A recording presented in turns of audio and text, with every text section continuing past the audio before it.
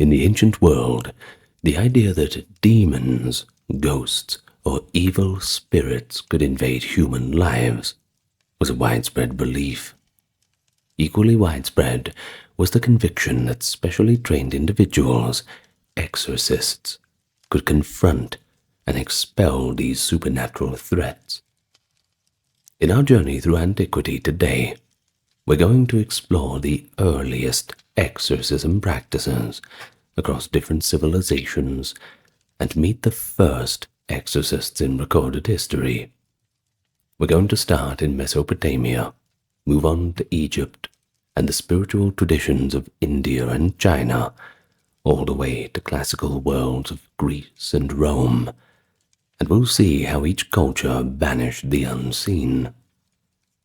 So prepare to step back into the world where illness might mean a demon's touch, and a well-timed incantation could just save your life. A battle against darkness, raging in everyday belief. But allow me to welcome you to the channel first.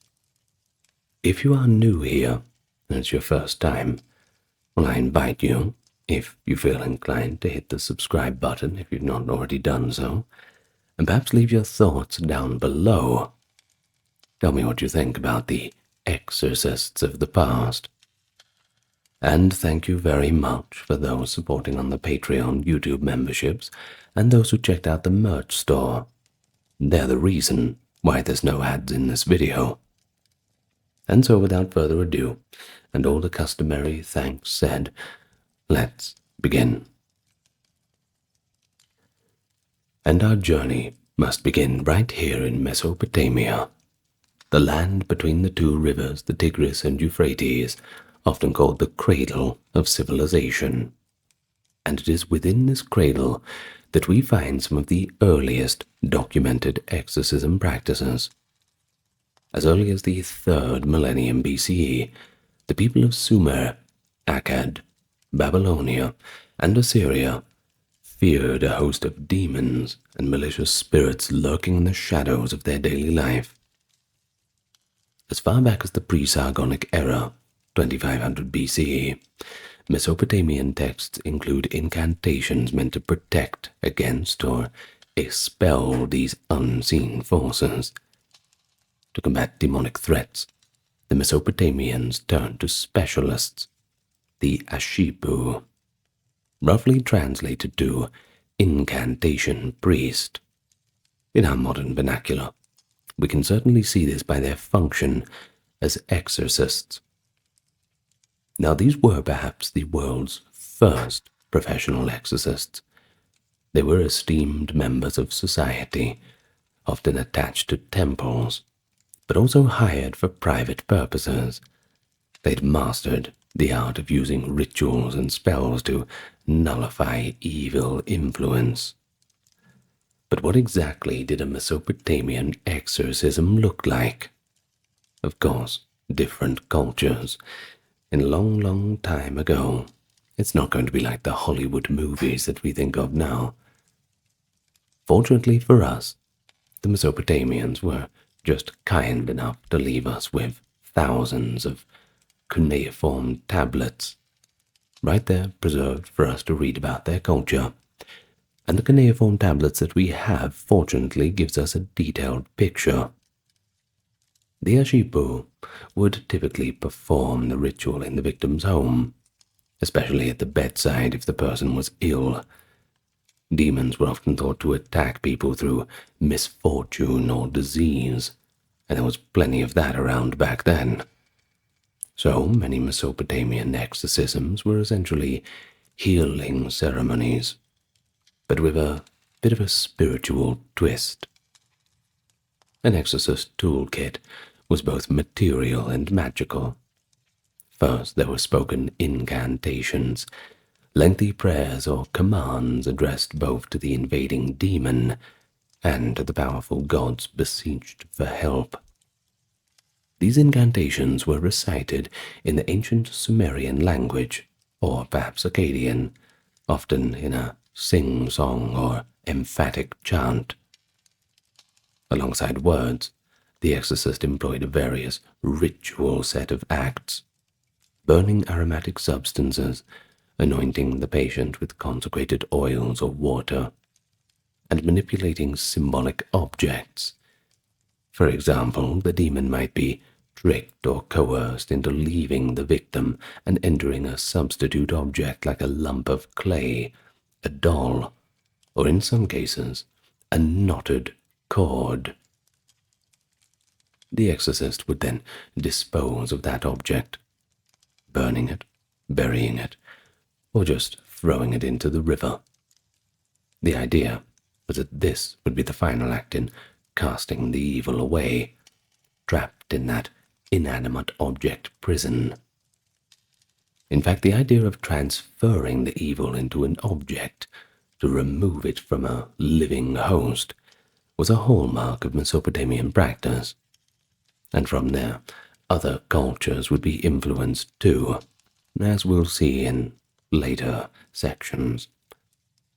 Of course, Mesopotamia has left us with one of the most elaborate exorcism ceremonies on record, the ritual series called Maklu, meaning burning. Maklu was a complex, all-night rite intended to combat witchcraft and demonic forces afflicting a person, dating to the first millennium BCE, with a famous performance recorded around 670 BCE in Assyria. Maklu reads like a dramatic form of theatre. It began late at night, with the exorcist invoking the gods of the night in a hushed atmosphere. Figurines representing the sources of evil, witches or demons, were made and placed before a roaring fire. As the ceremony reached its peak, the exorcist recited incantations while burning the figures one by one. An ancient tablet preserving this part of the ritual has the priest proclaim, quote, "I raise the torch and burn the images of the demon, the sorcerer, the ghost, and any evil that seizes mankind. Dissolve, melt, drip away.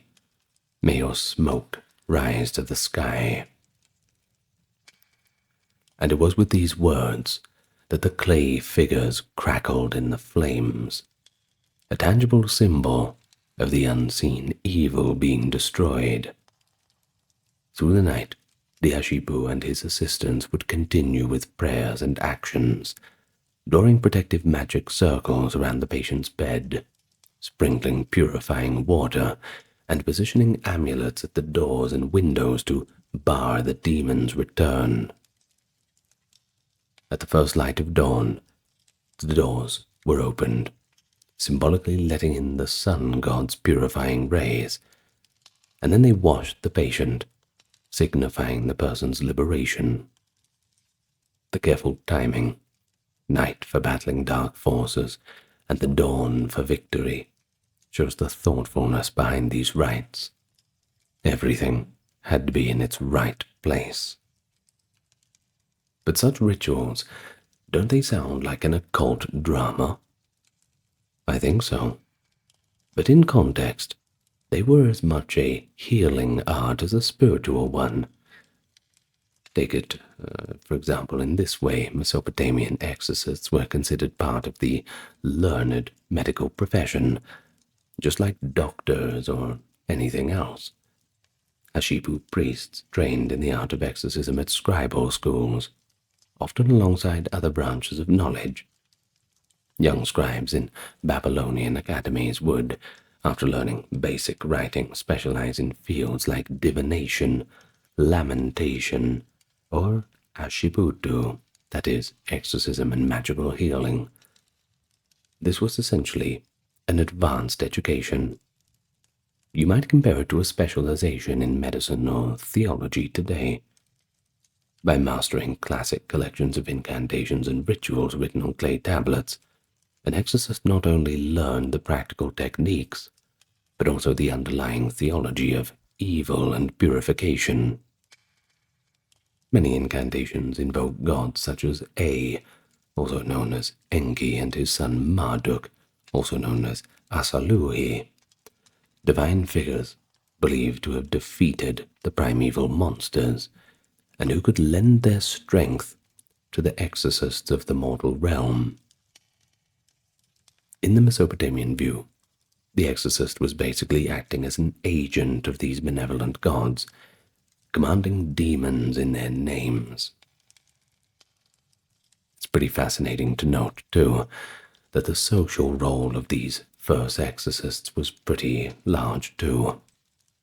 Far from being fringe sorcerers, called in only when times were so desperate, temple exorcists could rise to prominence and even sit on the advisory boards of kings. Letters from ancient archives reveal exorcists serving in royal courts. For example, in the 7th century BCE, the Assyrian king Esarhaddon had a personal exorcist named Adad Shumu Usur, a trusted confidant. His son, Arad Gula, also an exorcist, became the king's chief physician. Now these men corresponded with the king about omens, health, and in general, spiritual protection. And that shows that exorcists were effectively the learned doctors of both body and soul. Their work touched everyone, from peasants to pharaohs. In everyday life, if a Mesopotamian farmer fell mysteriously ill, or a mother feared a demon called Lamashtu was attacking her newborn, a Nashibu would be sought out. The exorcist might craft a small Pazuzu amulet. In fact, Pazuzu was a demon who paradoxically was invoked to scare off the more dangerous Lamashtu. And once she had crafted that, she would hang it around the child's neck, accompanied by prayers to protect the infant. Or perhaps consider someone tormented by nightmares, thought to be caused by a lurking Lilu or ghost. The exorcist would recite an incantation to make the evil go away, or place a bowl of water by the bedside to trap the entity. Thus, we can see that Mesopotamian exorcism was a blend of scholarly knowledge, spiritual authority, and practical healing. It was the first recorded system where humans systematically fought back against the invisible terrors that plagued them, and it laid a foundation for exorcistic practices in many years to come. Well, we turn now to ancient Egypt. I'm sure they have their share of magicians and priests and exorcists, of course. So as Mesopotamian exorcists were plying their trade between the Tigris and Euphrates, across the Fertile Crescent, another civilization was developing its own repertoire. In Egypt, religion and medicine were deeply intertwined. The Egyptians saw the world as infused with divine powers, both benevolent and hostile. Illness, misfortune, or inexplicable events could be attributed to angry gods, restless ghosts, or malevolent spirits, often called by terms like evil beings or mut. So, to combat these forces, the Egyptians relied on a class of priest/magicians who functioned very much like exorcists, even if the Egyptians didn't use a single word equivalent to exorcism. These were often referred to simply as Sao, protective magicians, or lector priests, priests who knew the sacred writings. They were experts in Heka, the Egyptian concept of magic, which was considered a legitimate force granted by the gods to humanity to ward off and control evil. One of the earliest evidences of Egyptian exorcistic practice comes from their medical papyri, the Ebers Papyrus, from around 1550 BCE, no less, a comprehensive medical text that contains hundreds of remedies for ailments. Now interspersed among herbal remedies and surgical treatments are incantations to drive away the demons that were believed to cause disease.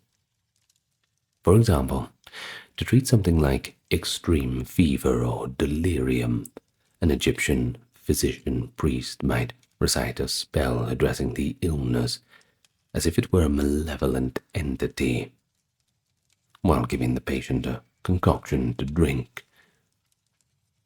The combination of a spoken spell and physical remedy was pretty typical. They truly believed that both were necessary, the medicine to heal the body and the incantation to drive away the unseen spiritual affliction. Egyptian exorcisms often called upon friendly deities for aid, much as Mesopotamian ones involved Marduk. An Egyptian would invoke gods like Sekhmet, the lioness goddess who could both send plague and avert it, Thoth, the god of wisdom, whose words had power, or perhaps Isis, the great enchantress who protected her son Horus from harm.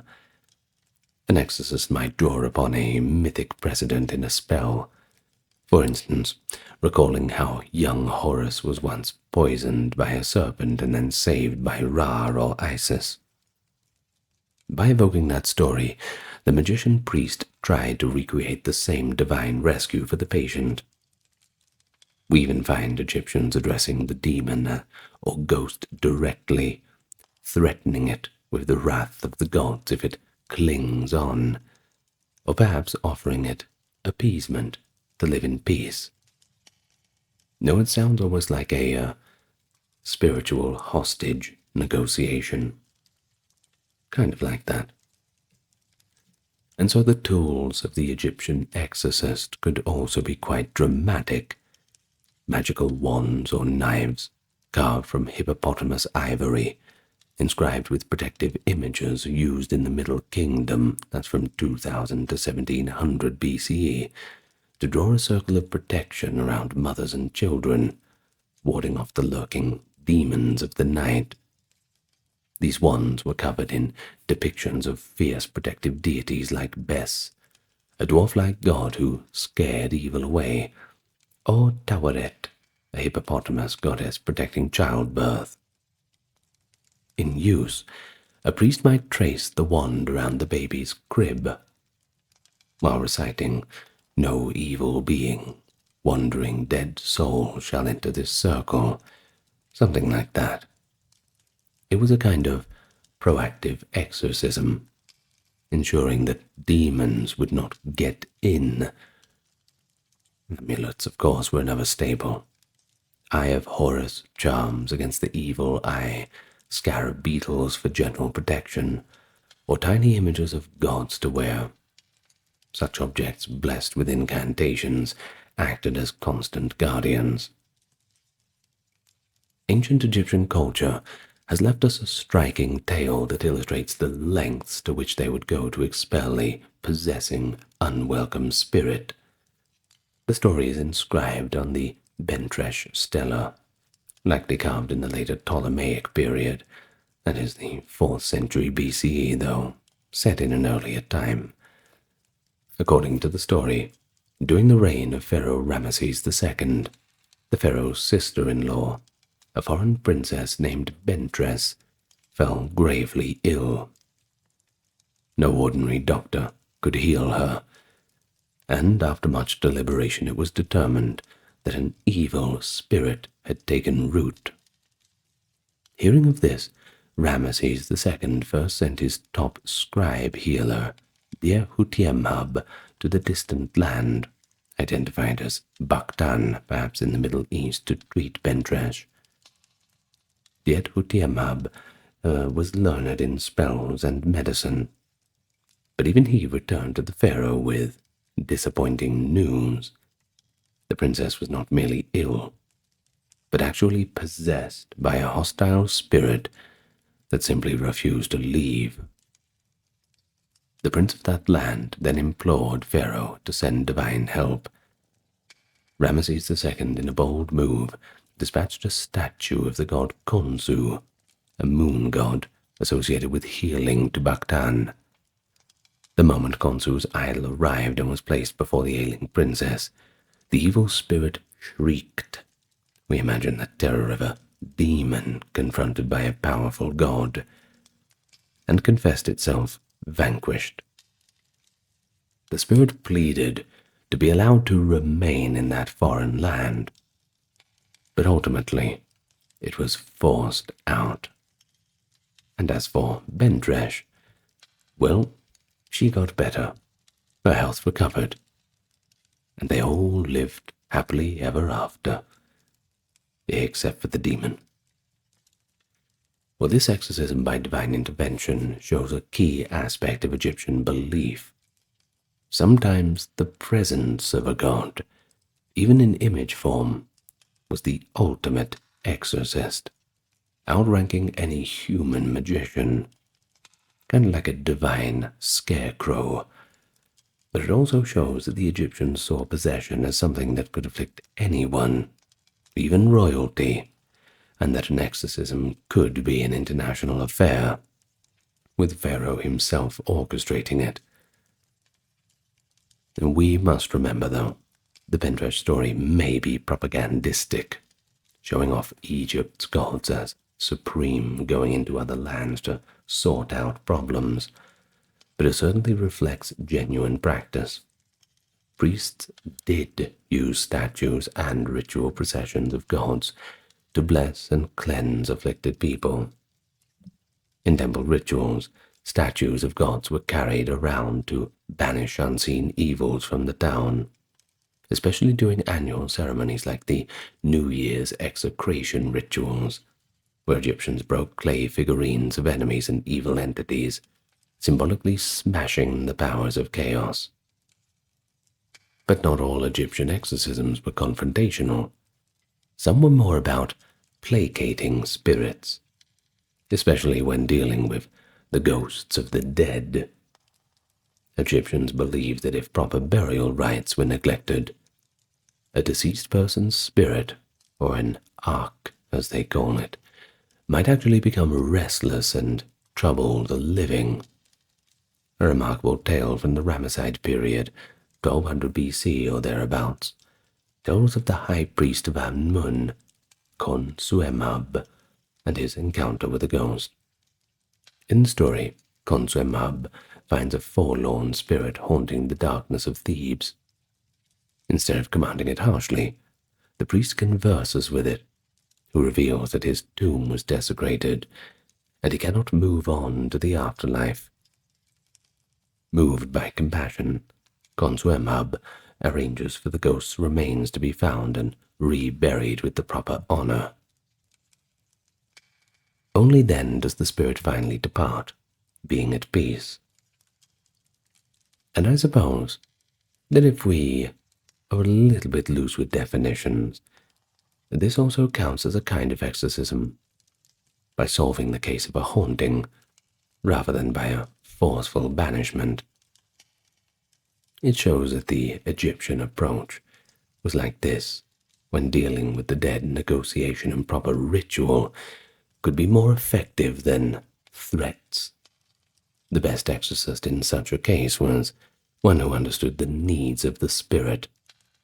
In any case, the problem is solved. In society, Egyptian exorcist magicians were both respected and sometimes feared. They held titles like chief lector priest and were integral to temple life, reciting daily hymns and also performing magical cures. Common people might approach them at temple gates or in marketplaces for help with a possessed family member or cursed household. Some magicians also gained fame in folk tales. Figures like Imhotep, later deified as a healer, or Prince Khaemwaset, reputed in later legend as a master of secrets, both credited with magical deeds. Exorcists could even be state emissaries. The pharaoh could send a healer magician to a distant land, as in the Bentresh tale, or accompany military campaigns to keep soldiers safe from foreign demons. And thus, in ancient Egypt, we see a rather rich tradition of exorcism, one that relied on the power of words, the power of symbols and gods, and the wisdom of the priestly class. Whether through a humble charm hung around a child's neck, or a grand procession of a deity casting out a royal demon, the aim was the same: restore Ma'at, the cosmic order and harmony, by expelling the forces of chaos and sickness. The Egyptian exorcist stood at the intersection of religion and medicine, an embodiment of the idea that healing the spirit was just as important as healing the body. So let's travel eastward and a little bit later in time, and we can look at the situation in Vedic India. Well, we are here roughly about 1500 to 500 BCE in this 1,000-year period.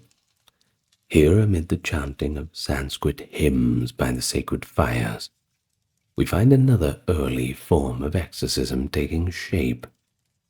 The religious worldview of Vedic India was populated by a myriad of supernatural beings. Alongside the well-known gods of the Vedas, like Varuna, Agni, and Indra, the texts also speak of malevolent entities, asuras, rakshasas, as anti-gods, and bloodthirsty, shape-shifting demons of the night. We also have pisachas, ghoulish spirits that haunted cremation grounds and could possess humans, and a variety of bhutas, ghosts or restless spirits of the dead. These beings were blamed for everything from sudden illnesses to accidents to psychological disturbances, and so it's really no surprise that the Vedic people developed rituals and mantras to ward them off and expel the unseen threats. In Vedic India, the role of the exorcist was often fulfilled by a special class of priests, associated with the Atharva Veda.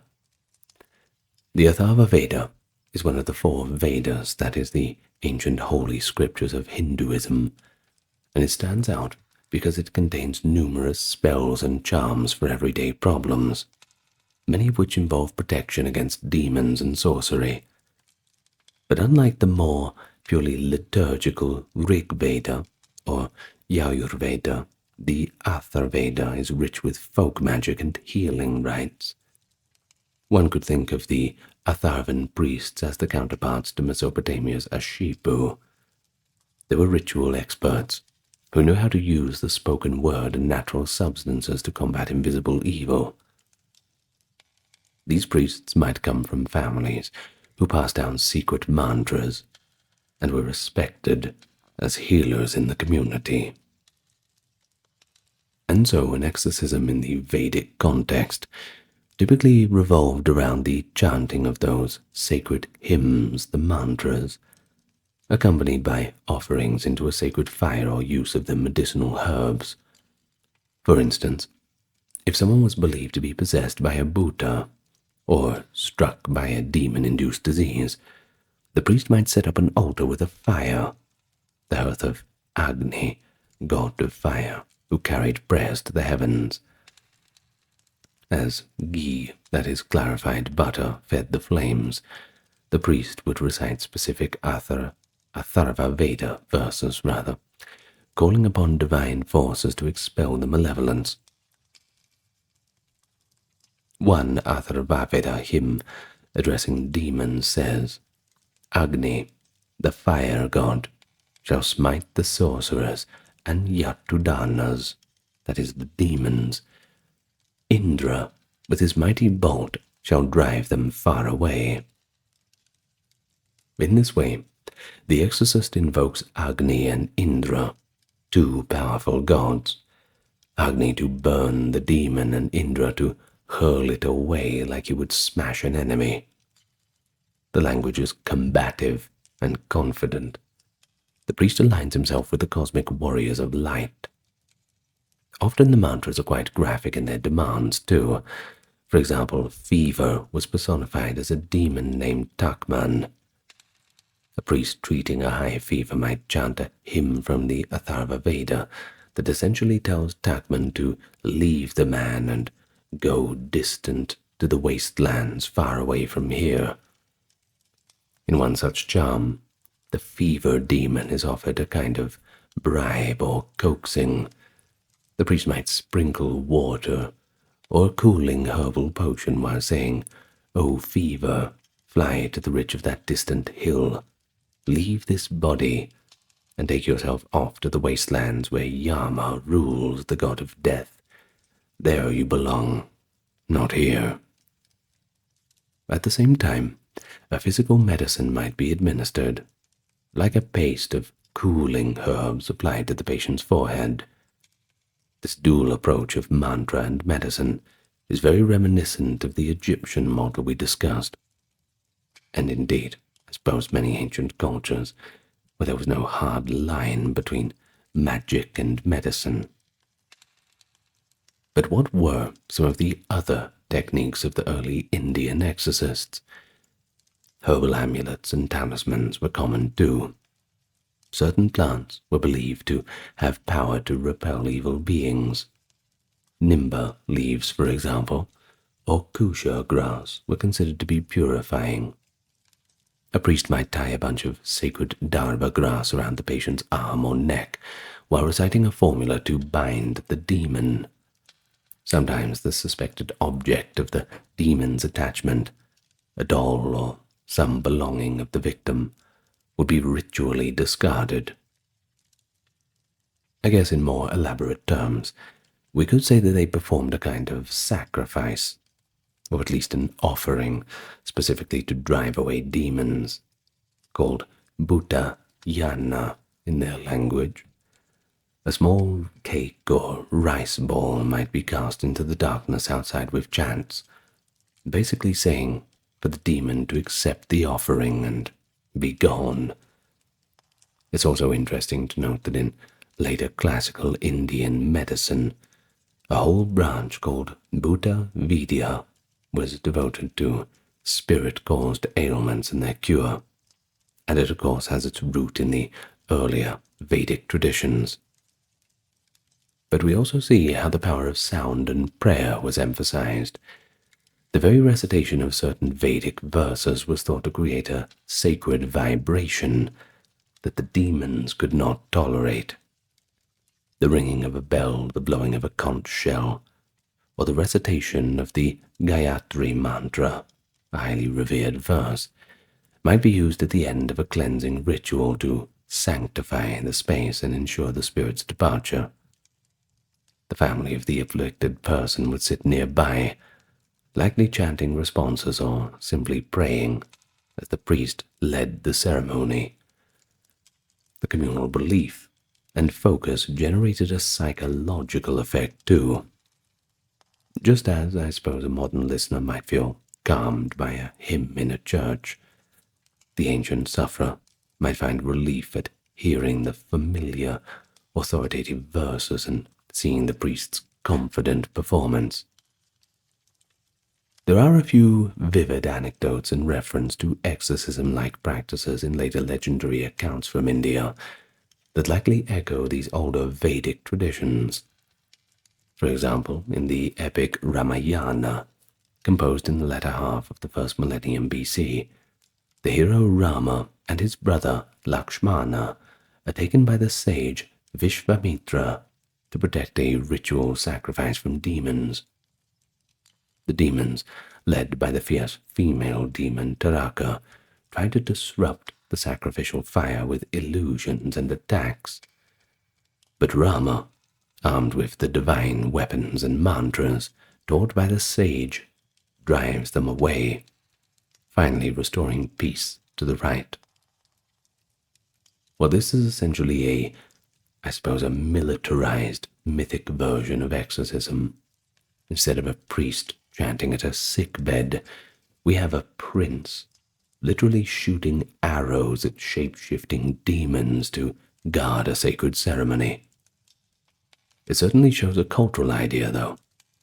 Demonic interference was a known threat, even to religious rites, and special knowledge or empowerment was needed to fend it off.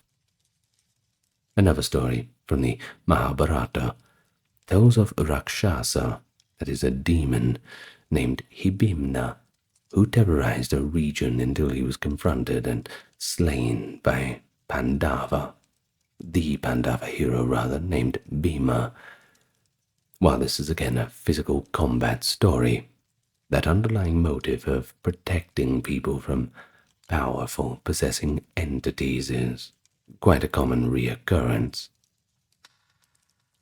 But more directly, later Hindu and Buddhist texts from the early centuries AD mention mantrikas, or sorcerer exorcists who could summon and expel spirits.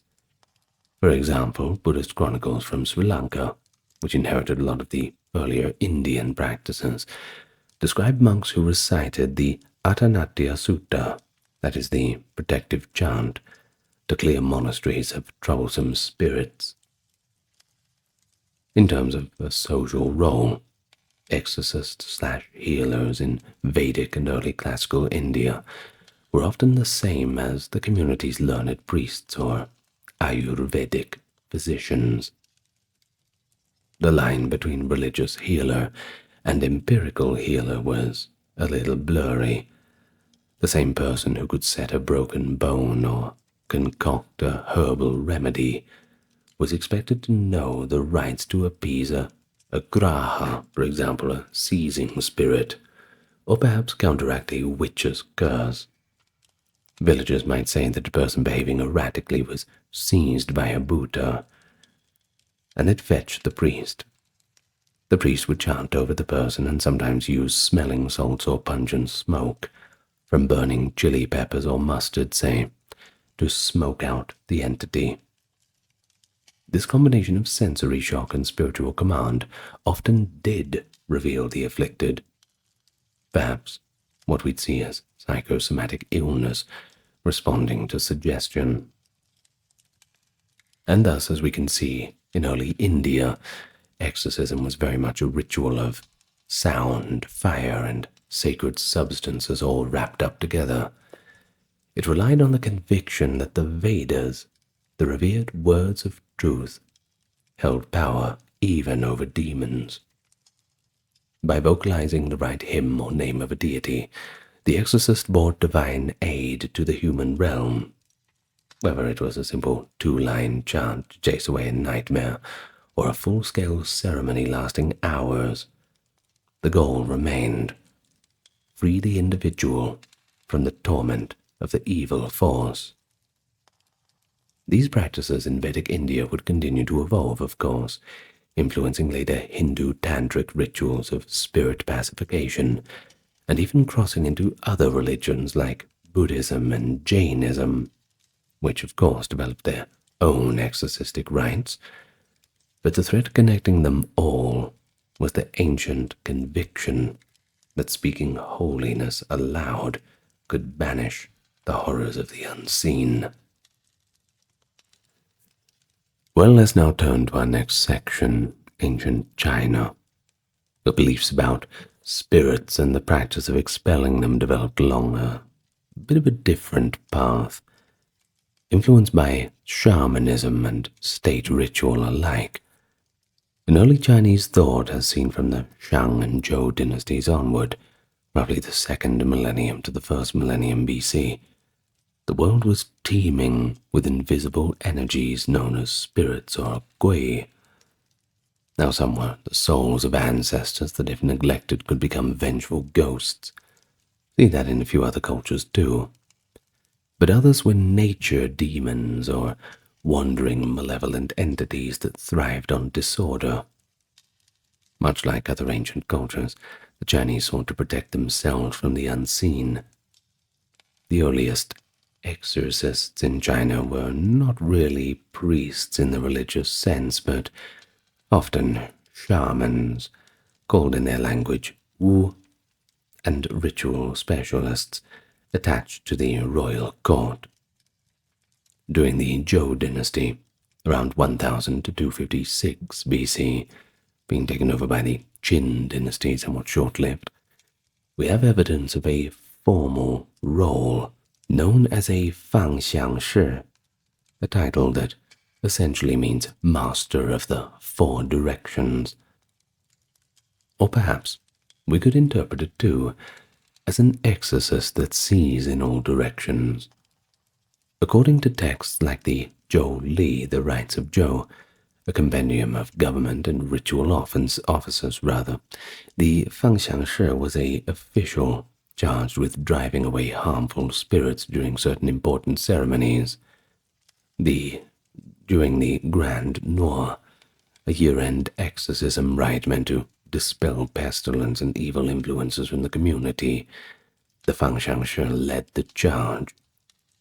And he wore a fearsome costume too, traditionally described as donning a bear skin with a head or mask featuring 4 golden eyes, brandishing a spear or halberd no less, accompanied of course by a troop of 100 young men, often costumed in red or multicolored outfits and making loud noise. The exorcist would march around the perimeter or settlement or palace, and they would shout, beat drums, clash weapons, and symbolically chase out demons from every corner. Now this was both a purification of the space for the new year and a bit of public theatre. One can certainly imagine people watching in awe as the masked demon chaser pranced by, and people feeling a collective relief as the rite symbolically reset the spiritual cleanliness of the town. This Grand Noir ceremony persisted for centuries, with a few changes, that being said, and even influenced neighboring cultures like Japan. The Nara period, Japanese adopted a similar year-end exorcism rite called the Oniyarai or Setsubun. It reveals an interesting facet of Chinese exorcism, though. It was not a private healing act, but also a public, state-sponsored ritual. Of course, there's plenty of private healing acts, but we'll get to them later. The emperor, or the king, saw it as his duty to protect the realm from all forces, and that includes demonic calamities, much as he performed sacrifices to ensure good harvest. By late antiquity, Chinese dynasties still held such rites. Even in the Tang era, that is post-6th century, slightly beyond our time frame, I will admit, records describe grand exorcistic parades at the imperial court. Another sphere of exorcism in China was the funerary context. The Chinese took great care in burial to ensure the dead would pass peacefully to the afterlife, and not linger as troublesome ghosts. As part of some funeral processions in the early imperial period, the fangxiangshi, or similar figures, performed a ritual at the tomb to expel any malign spirits from the burial site, and to guide the departed soul on its way. Small clay figures of exorcists with ferocious expressions dating to the Han dynasty and after have been found guarding tombs, indicating their role was deemed necessary, even in spirit, to protect the deceased, and the living, of course, from demonic influence. So whether in life or death, the presence of an exorcist was considered beneficial for keeping malevolent forces at bay.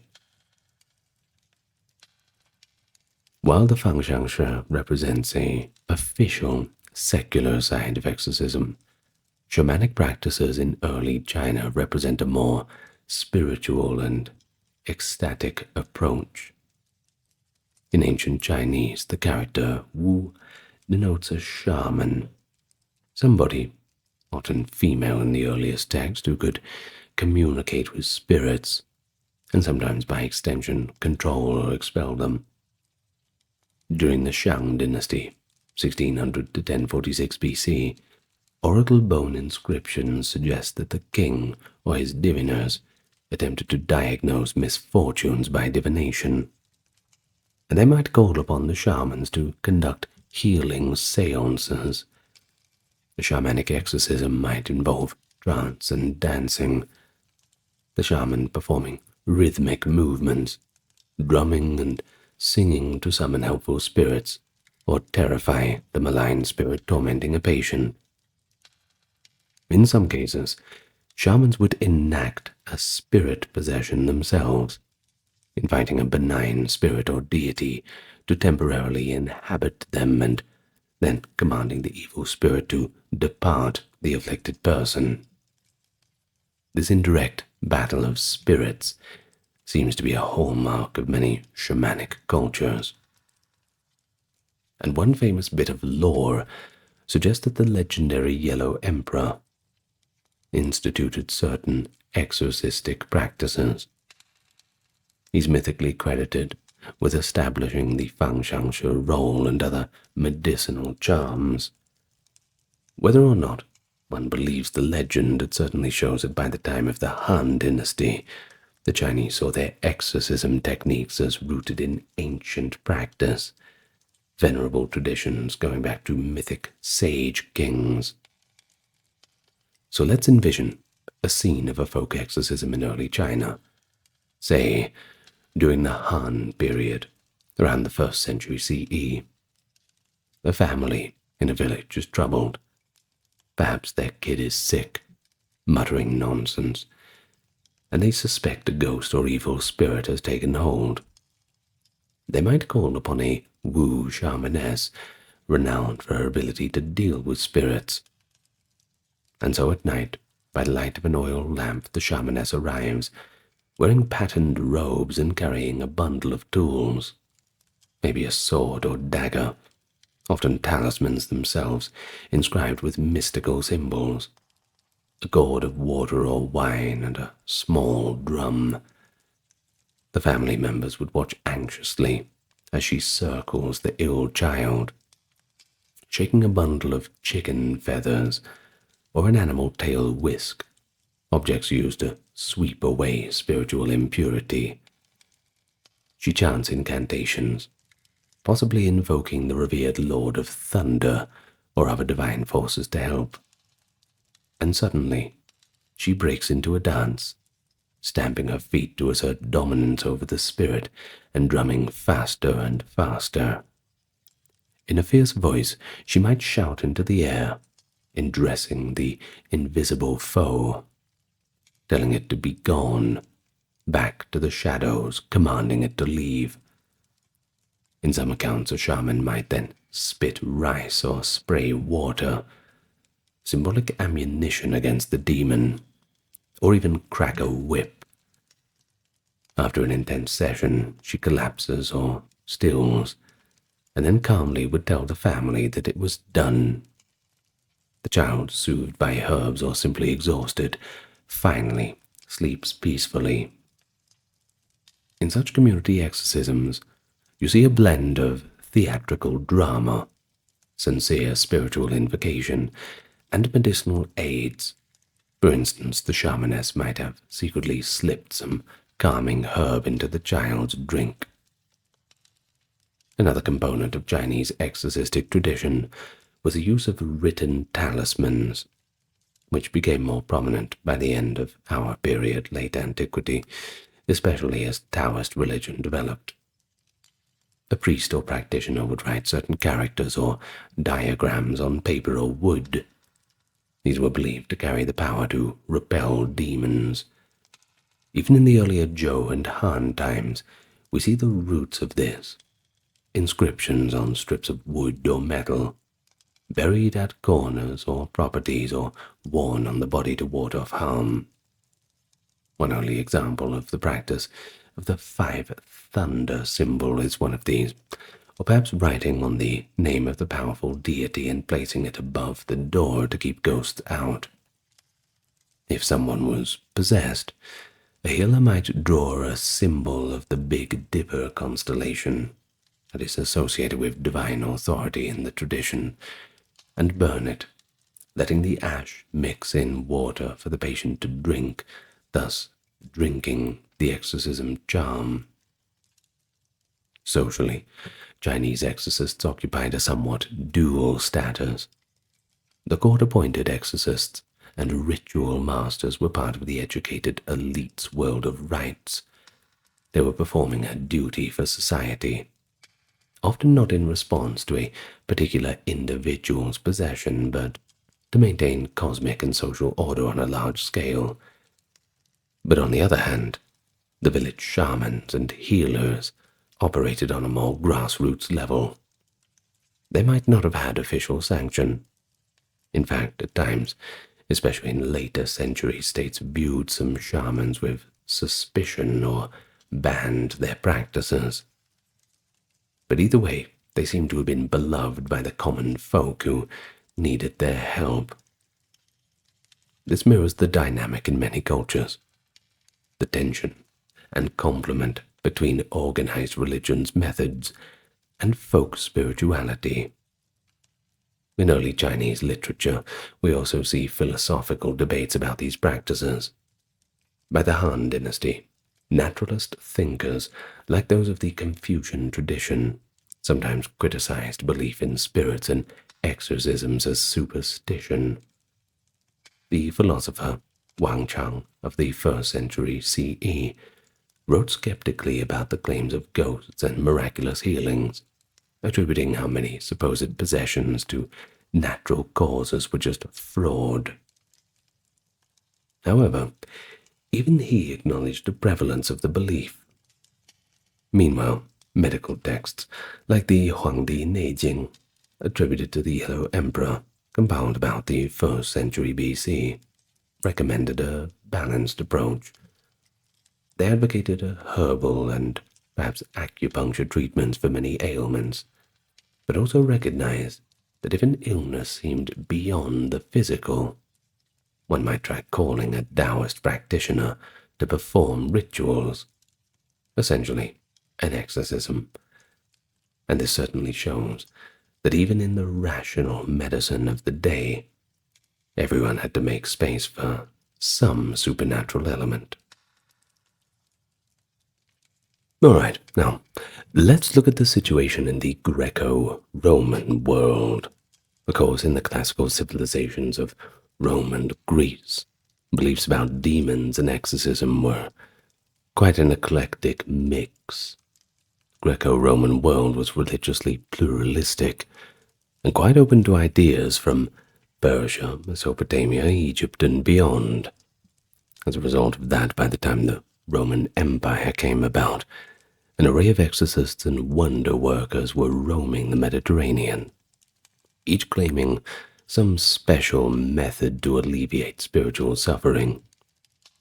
However, if we step back a little bit earlier into Greek history, we find that the concept of casting out harmful spirits was present, but in more subtle forms, often under the guise of purification or healing rites. Classical Greece, 5th to the 4th centuries BCE, didn't really have exorcists as a formal priestly class, but it did have seers, mantis, and purifiers, kathartes. One famous example is Epimenides of Crete in the 6th century BCE, a semi-legendary sage who was called to Athens to purify the city after it was afflicted by plague. This was, of course, perception of divine wrath. Epimenides performed sacrifices and rites to cleanse the city's guilt caused by an earlier sacrilege, and according to tradition, lo and behold, the plague lifted. Well, I suppose, while not an exorcism of a demon or a person, it was essentially an exorcism on a civic scale, the removal of a malign spiritual presence that hung over the entire populace. Similarly, certain families or guilds in Greece, like the Thracian physicians, were known as for, well, I suppose, incantations to cure illnesses that were thought to be afflicted by gods or spirits. Greek medicine in the Hippocratic tradition, that is, of course, named after Hippocrates, around 5th century BCE, took a famously skeptical stance on demonic causes of disease. Hippocrates, of course, in his treatise On the Sacred Disease, argued that epilepsy, often attributed to spirit possession, had natural causes in the brain, and it was not the direct whims of the gods. Pretty ahead of his time, I suppose.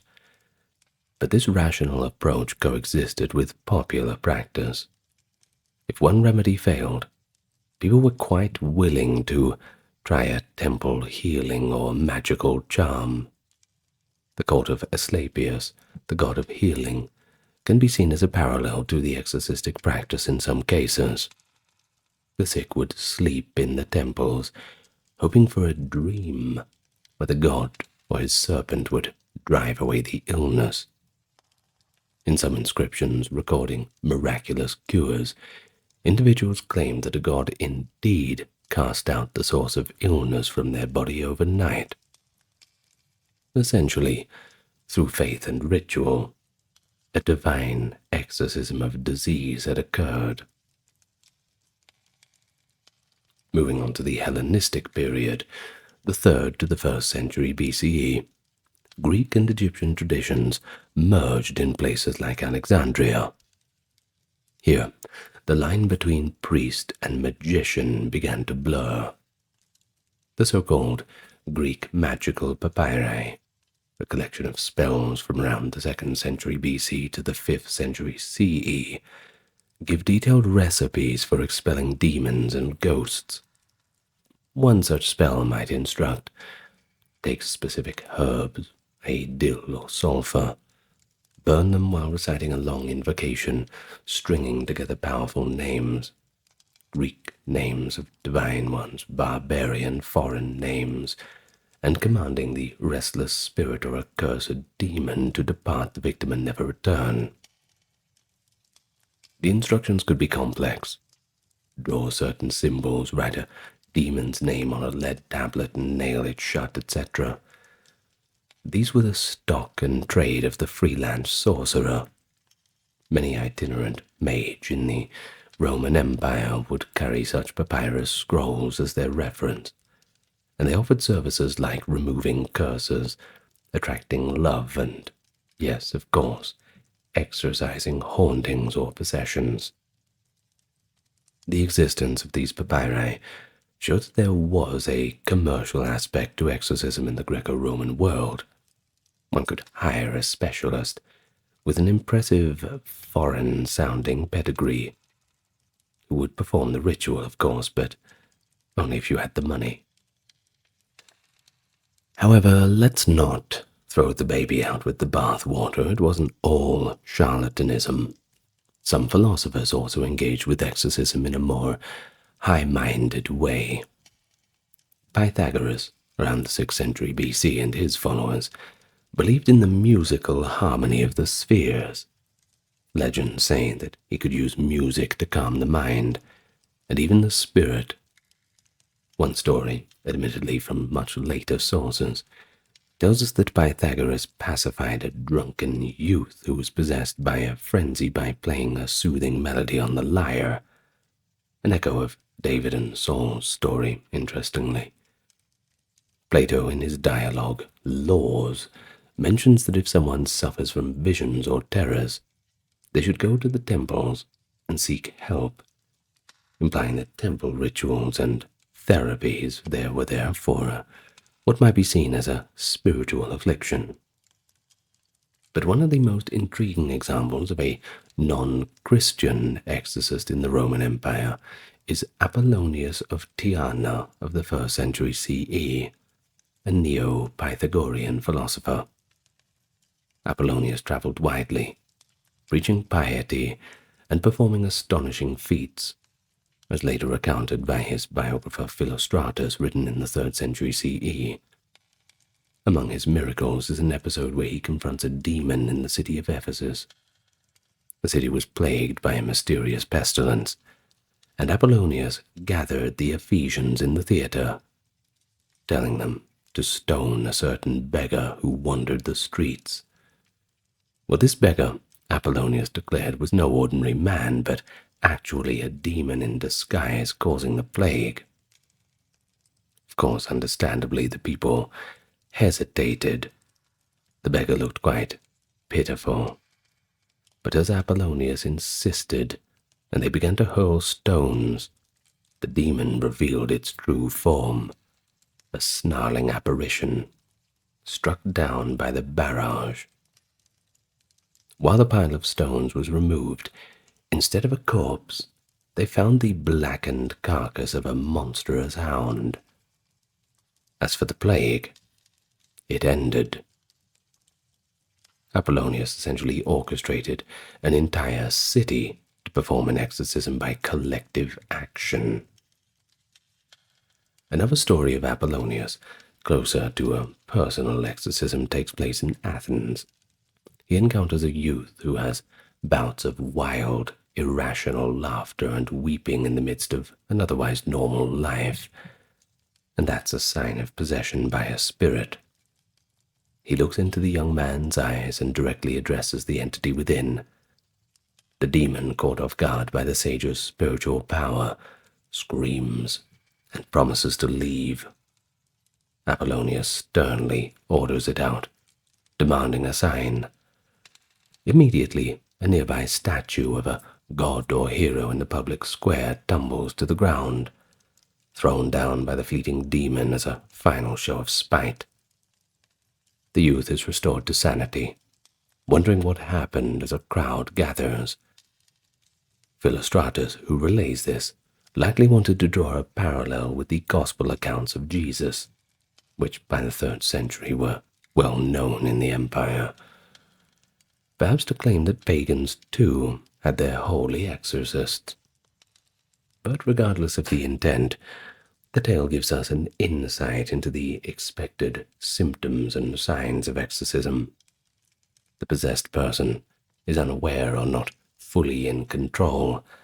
The holy man engages in a verbal confrontation, and the demon departs with a loud crescendo.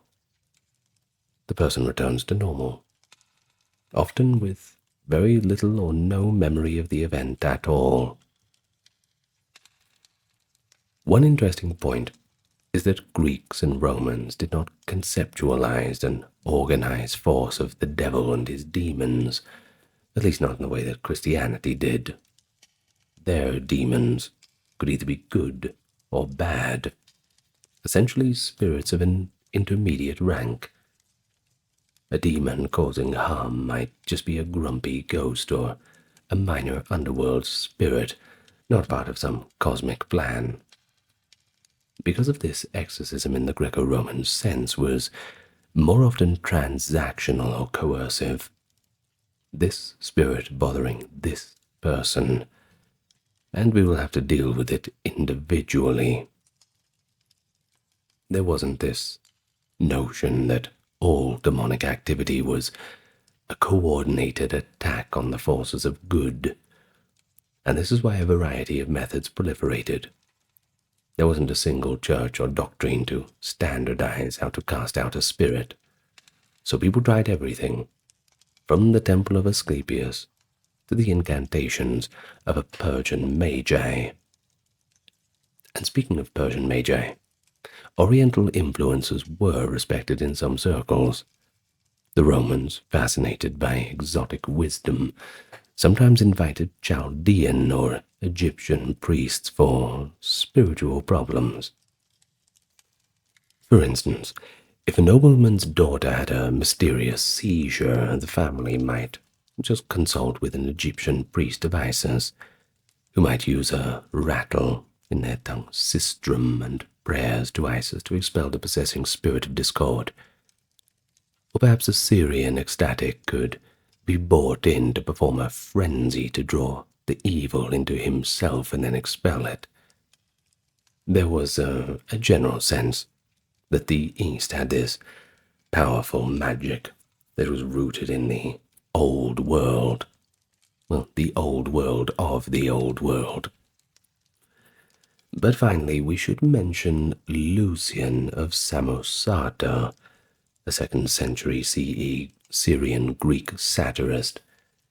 In his dialogue, The Lover of Lies, Lucian comically catalogues a supernatural tale.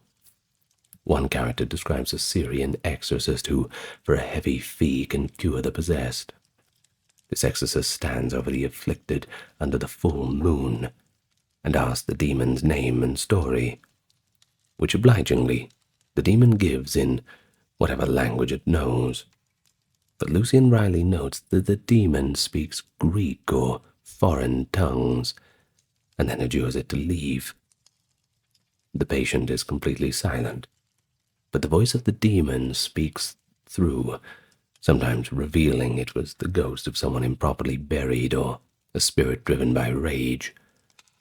The exorcist then uses threats and formulas until the spirit departs with a ghostly howl, and the patient rises up, free and well, and with the typical confusion. Even though Lucian's intent is humorous skepticism, his account mirrors the genuine practice, confirming that in the Greco-Roman world of the 2nd century, the idea of a wandering professional exorcist, particularly one from the eastern provinces, using mysterious lore, was something familiar enough to satirize. Well, any talk about exorcism would not be complete without talking about Christianity and its influence. In this case, we're going to very early times. In the 1st century CE, in that far-flung corner of the Roman Empire, a series of events unfolded that would profoundly influence the practice and understanding of exorcism. And these events are recorded in the New Testament and other early Christian writings, centering on one Jesus of Nazareth and his followers. Early Christianity emerged from the Jewish context and inherited concepts of spirits and exorcism of earlier times, but it amplified it and transformed them in significant ways. By the end of late antiquity, the Christian exorcist had become a distinct figure, and exorcism was a well-established rite in the church, credited with real spiritual authority.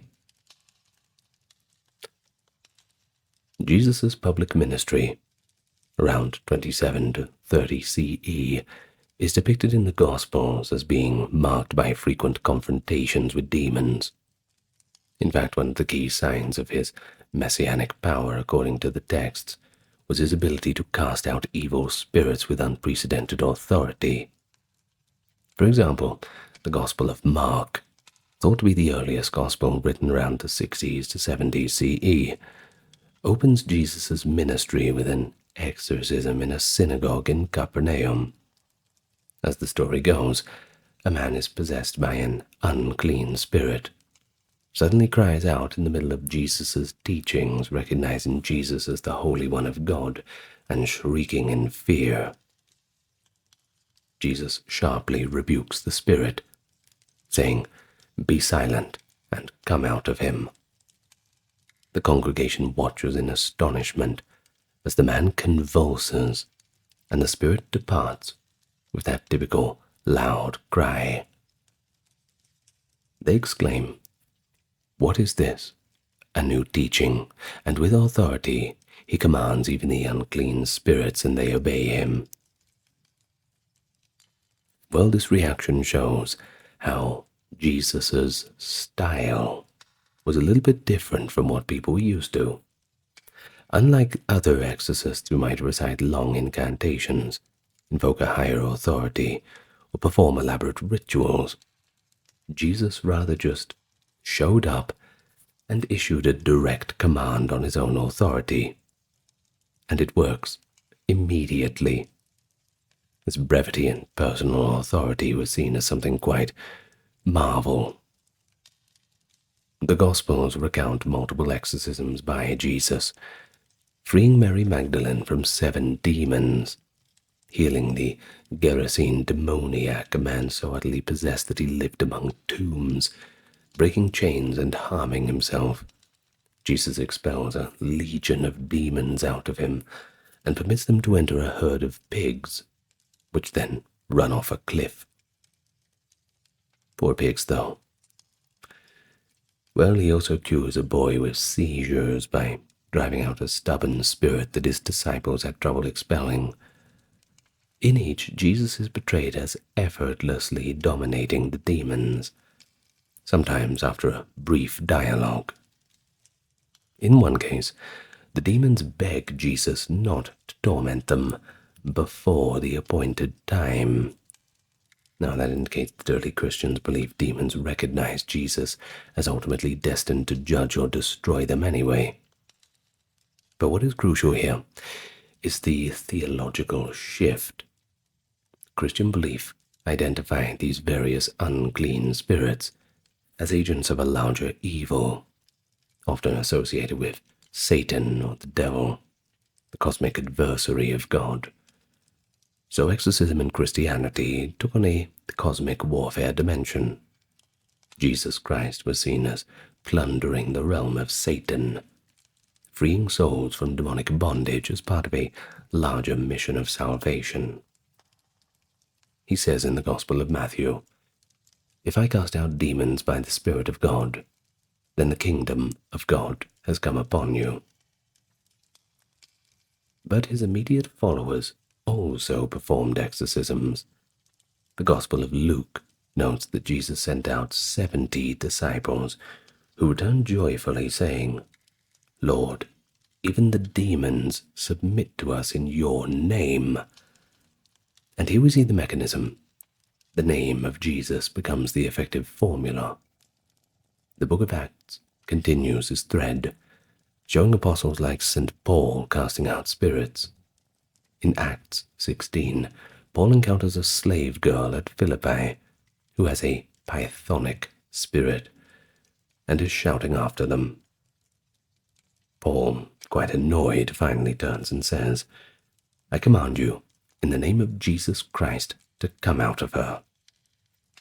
And lo and behold, the spirit leaves, much to the dismay of the girl's owners, who lost their source of fortune-telling income.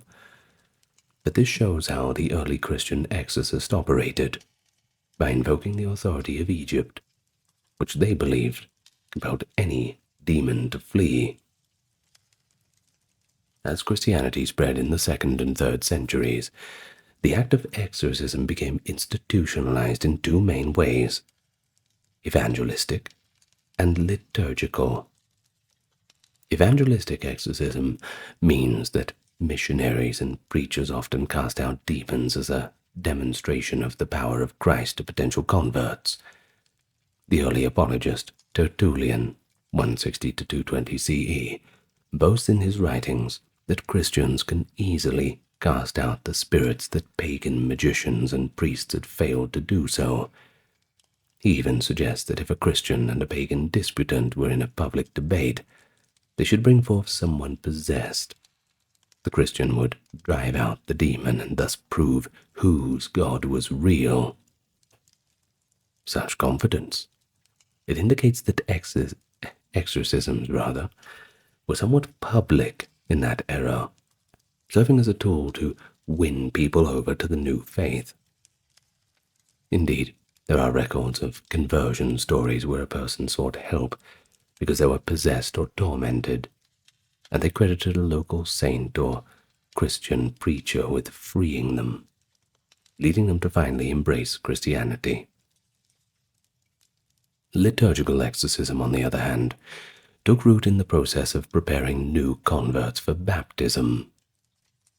By the 3rd century, the Church had developed a structured program for instructing and purifying converts before baptism. Minor exorcisms were performed on catechumens, for those studying to become Christian as a routine matter. Prayers and the laying on of hands to drive out any lingering influence of evil or pagan error, and ready the soul for the indwelling of the Holy Spirit. In fact, documents like the apostolic tradition attributed to Hippolytus around 215 CE give prayers to be said over catechumens. I have trouble with that word, don't I? Catechumens, I think. Correct me in the comments, I'm sure you will. Well, these include exorcistic elements, of course. But eventually the church even had a minor clerical order called Exorcist, established at least by the 3rd century. Pope Cornelius in 251 lists exorcists among the clergy of Rome. But these official exorcists weren't roaming ghost busters or anything like that. Rather, they were typically assigned to assist at baptisms and prayers over the possessed, acting under the bishop or priest's direction. But of course, we must not forget the monastic and saintly exorcists of the 4th and 5th centuries. Once Christianity became widespread, stories abounded of holy monks and ascetics battling demons in the wilderness, and of course in the hearts of people. Saint Anthony of Egypt, the famed father of monasticism, living from 251 to 356, was said to be repeatedly assailed by demons during his solitary life in the desert.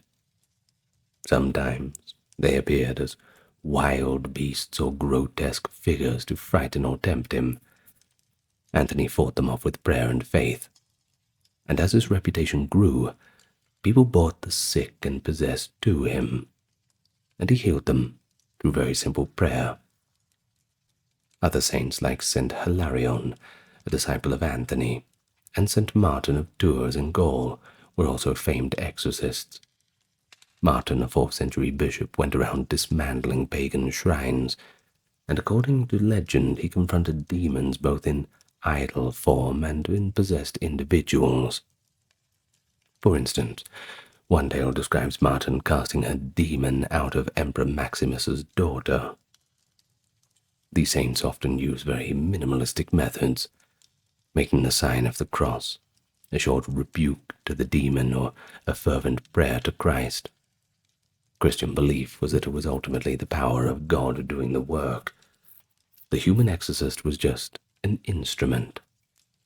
This was a notable difference from some pagan exorcists who claimed personal prowess or secret knowledge as the key. Christians always pointed away from themselves to God or Jesus as the source of the power.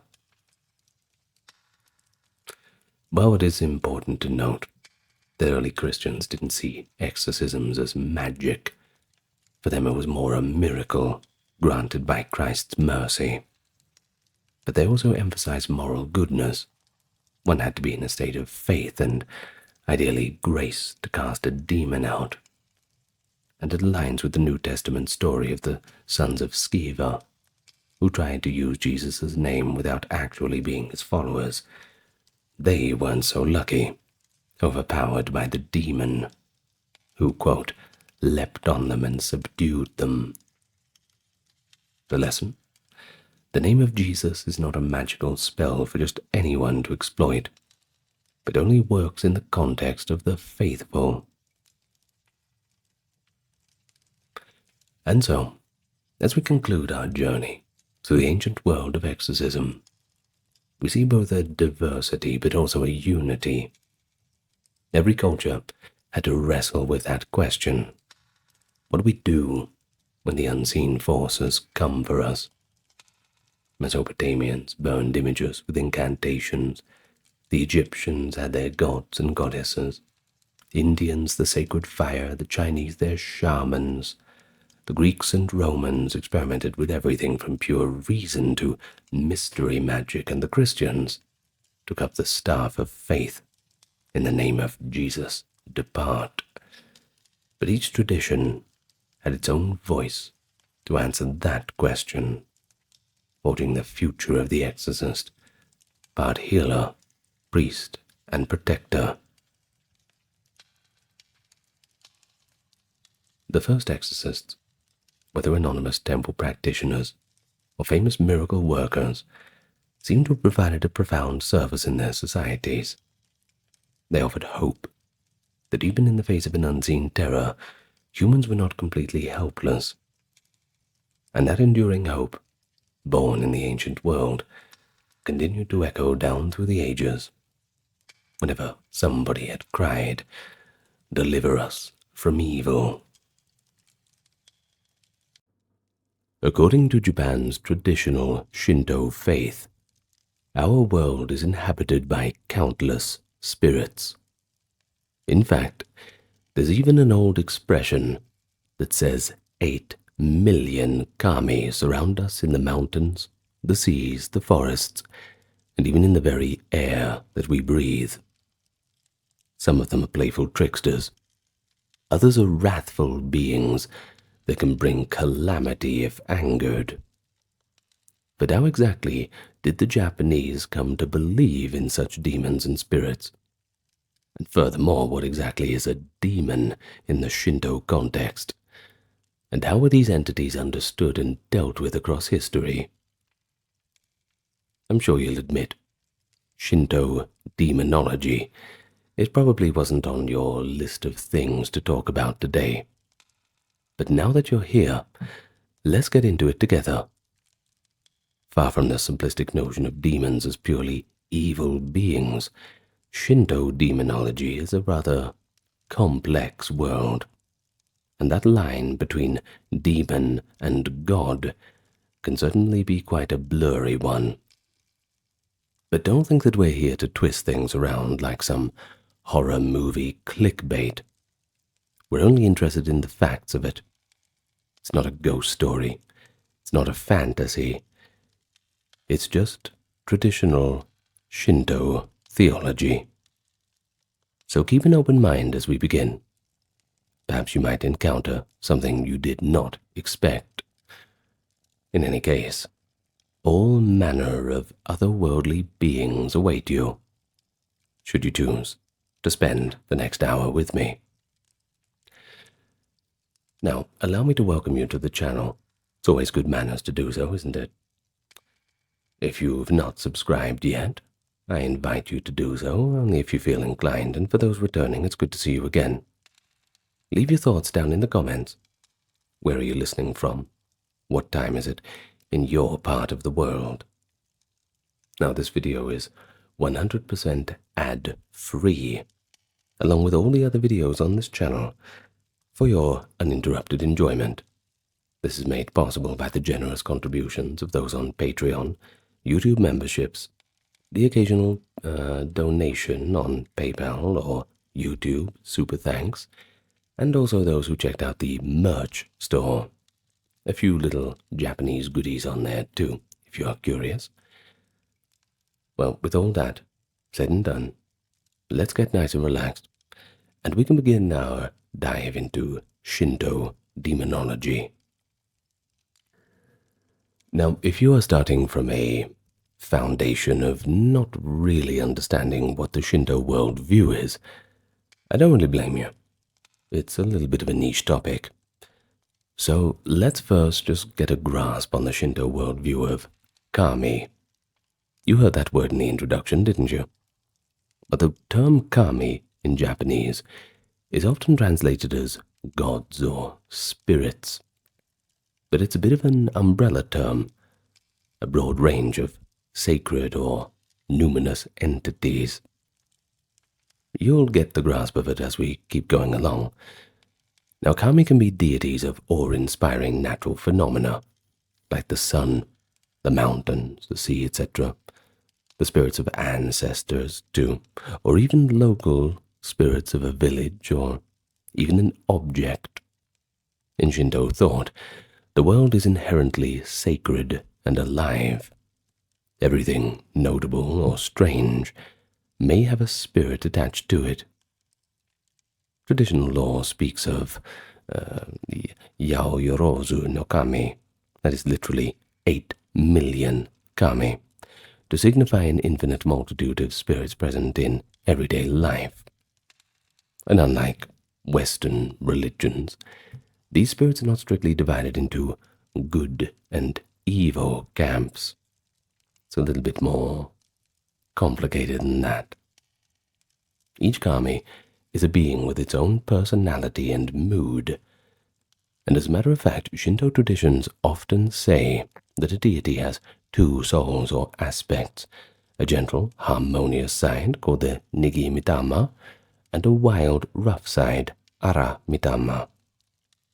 Now, the Ara Mitama aspect of a kami can manifest as violent or dangerous if the deity is provoked, or if perhaps the proper rituals are neglected. Thus, a god who is normally benevolent and friendly might take the mask off and become demonic in its rage, a concept quite different from an absolute evil demonic figure. Now, crucially, in Shinto there is no single personification of evil, nothing like the devil in more Christian theology. Instead, misfortunes and malevolent events are often attributed to either an upset kami or perhaps to wayward spirits. Some kami are, however, explicitly seen as troublemakers or destructive forces when not appeased. And classical texts do refer to the Araburu kami or the Makatsuhi no kami, essentially wild or calamitous deities who can cause illness, disorder, and disaster on varying scales. But these are not evil in a moral sense.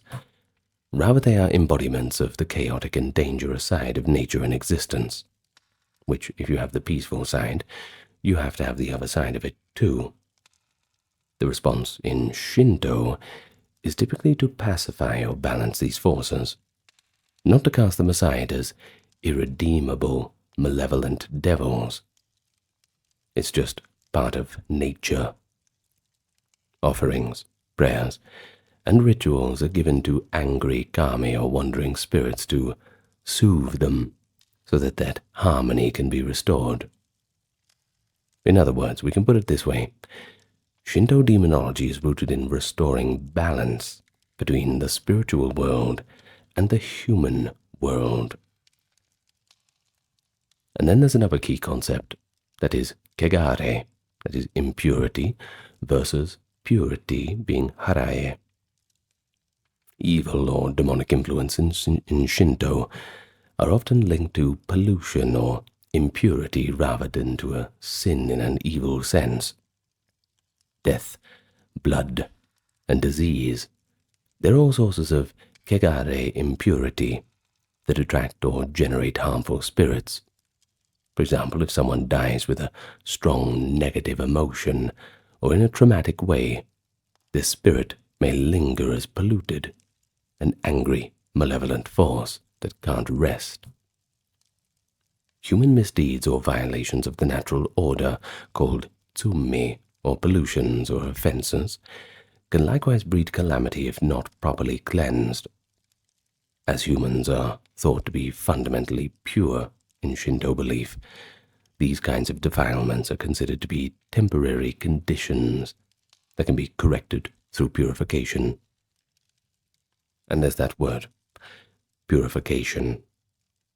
We also have ritual purification practices, and they're quite important. Washing with water, sprinkling salt, or even the grand ceremonies of O Harae, the great purification performed twice yearly. They're all aimed at expelling impurities and any clinging malevolent spirits. And just a quick note on language. When you hear this prefix O in Japanese, it usually means something big, or it's placed as an honorific. So, one may say that Shinto's demonology is actually more of a system of preventative medicine for spiritual well-being, of community and environment, keeping those unquiet spirits at bay through cleanliness, offerings, and reverence. Of course, there's different opinions on it, but that's boiled down to its simplest definitions for the point of just building a foundation to understand this from. But do keep in mind that it's also important to note that from early on, Shinto beliefs were coexisting and influenced by other belief systems such as Buddhism and Taoism, which introduced their own concepts of hell, ghosts, and demons.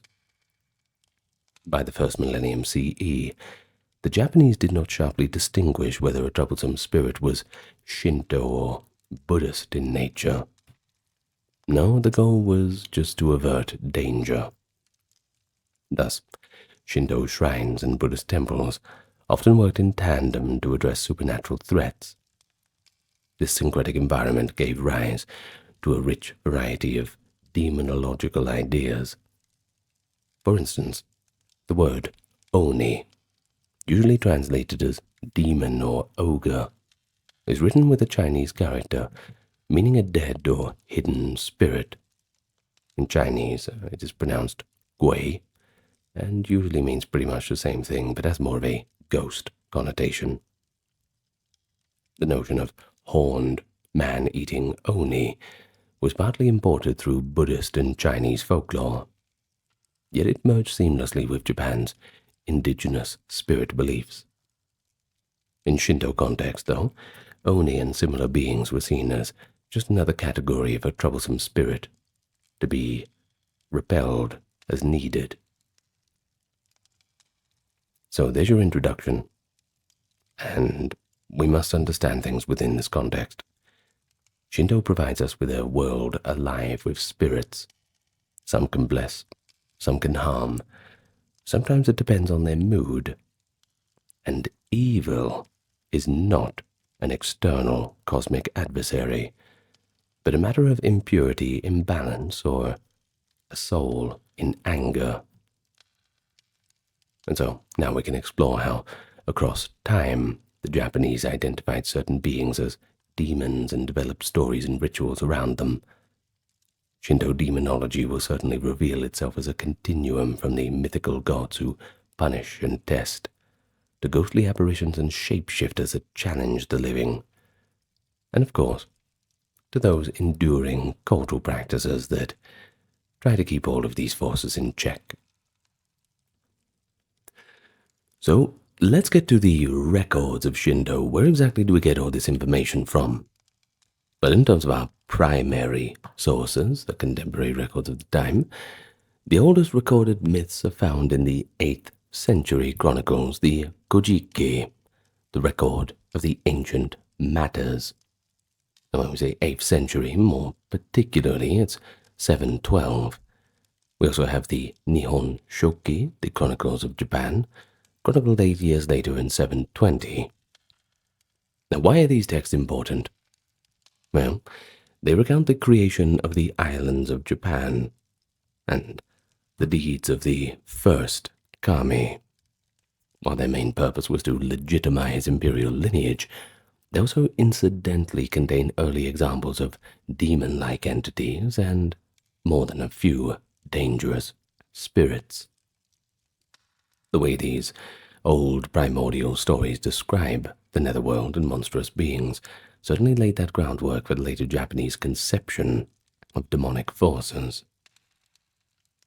One of the most dramatic episodes is the myth of Izanagi and Izanami, the divine couple who created the land. When the goddess Izanami dies giving birth to a fire god, she descends into Yomi. That is a shadowy land of death. Grief-stricken, the god Izanagi ventures into Yomi to retrieve his beloved wife. But Izanami warns him not to look upon her, as she has partaken of the food of the underworld, blinding her there.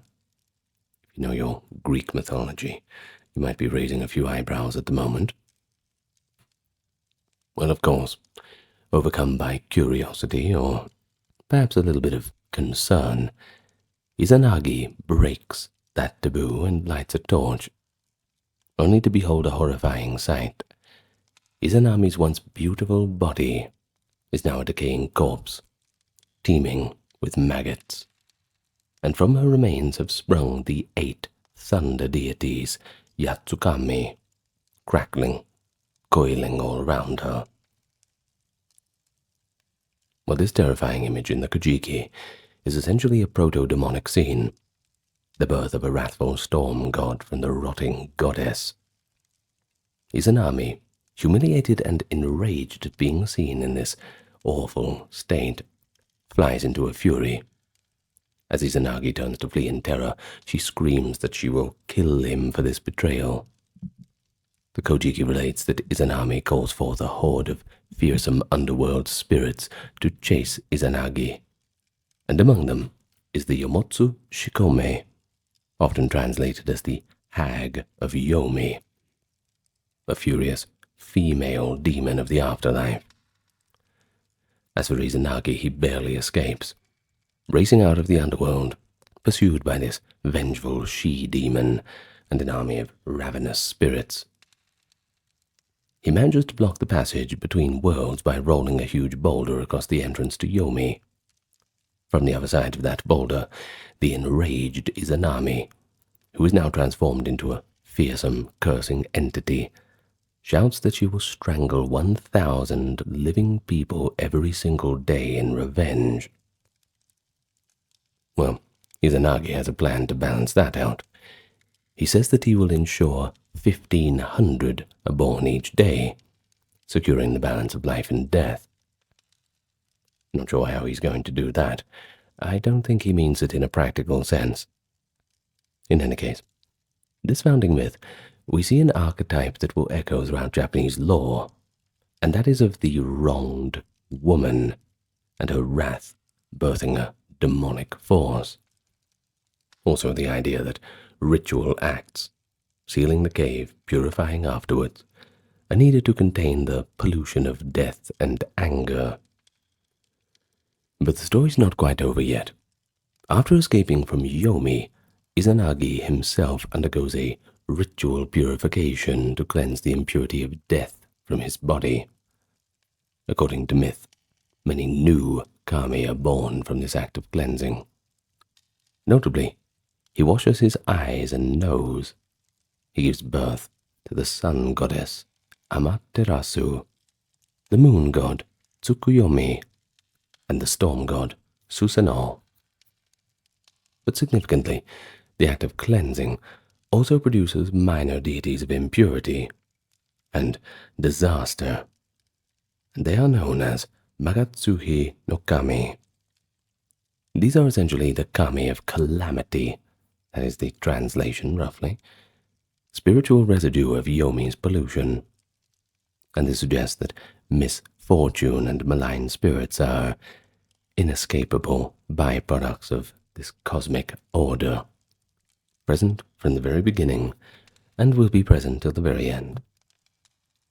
Other early Japanese texts thus acknowledged that along with the divine light came darker forces that needed to be acknowledged and appeased.